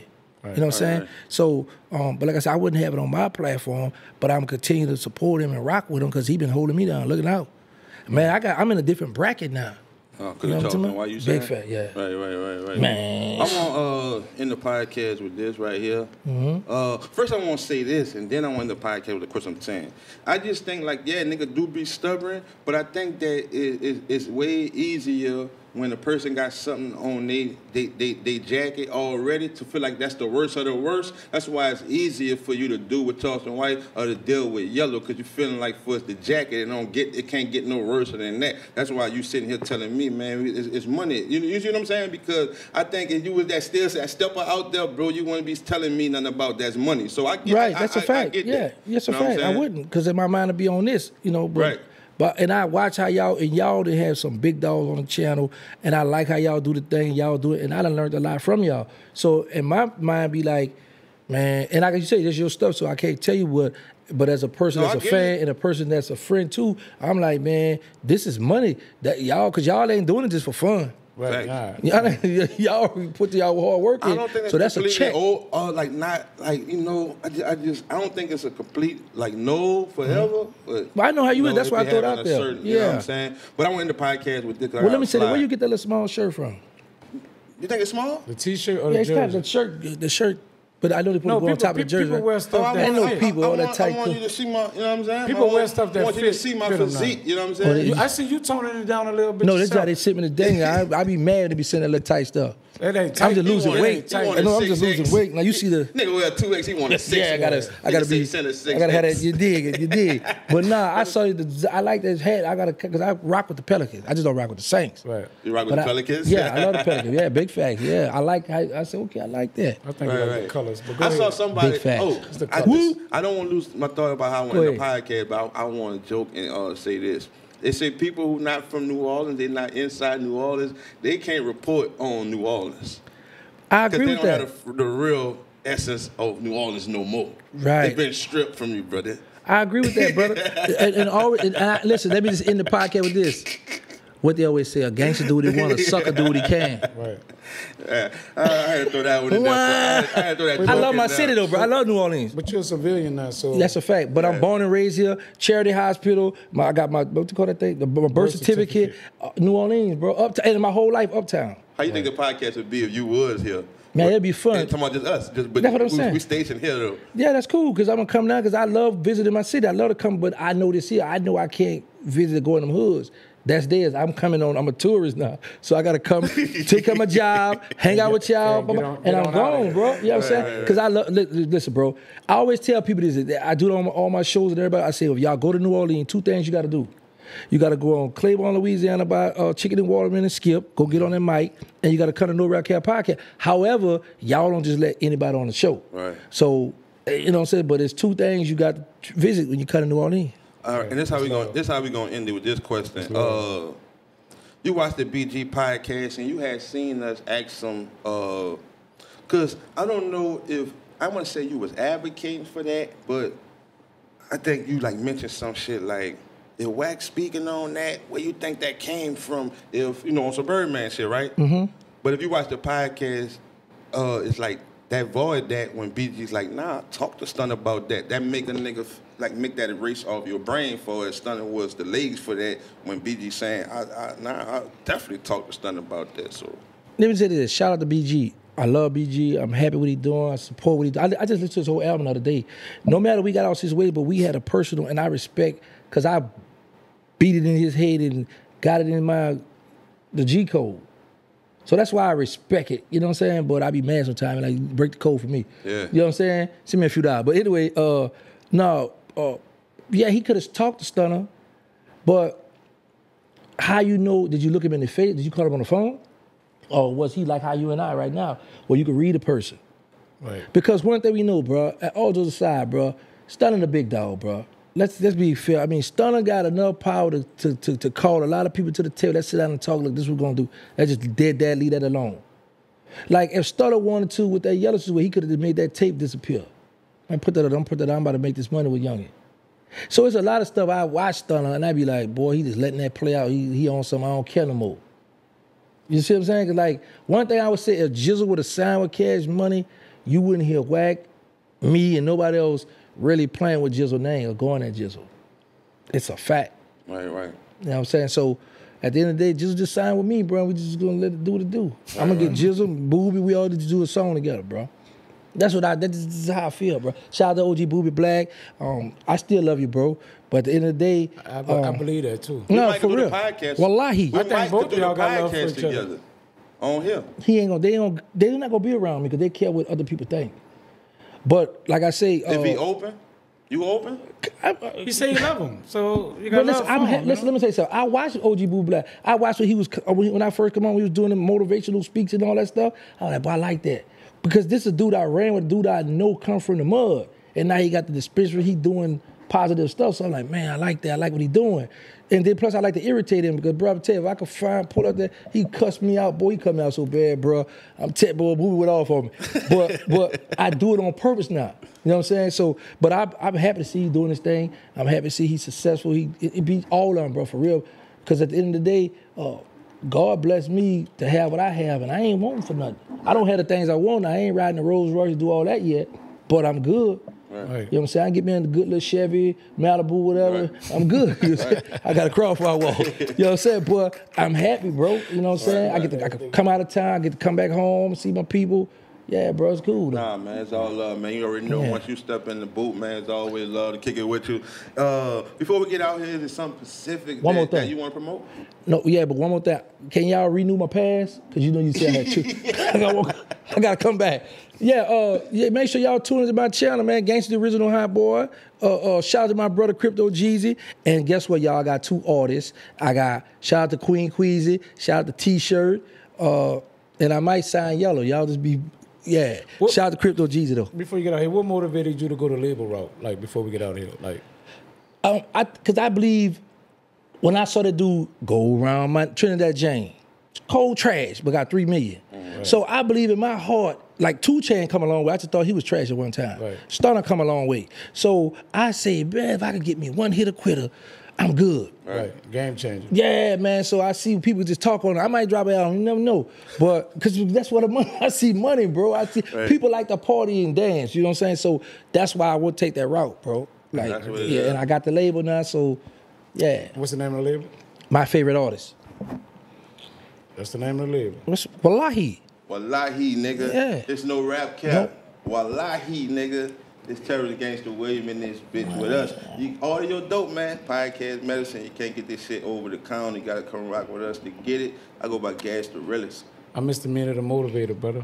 You already know what to watch. Watch this, don't watch that other shit. Yeah. Boom. I could borrow that.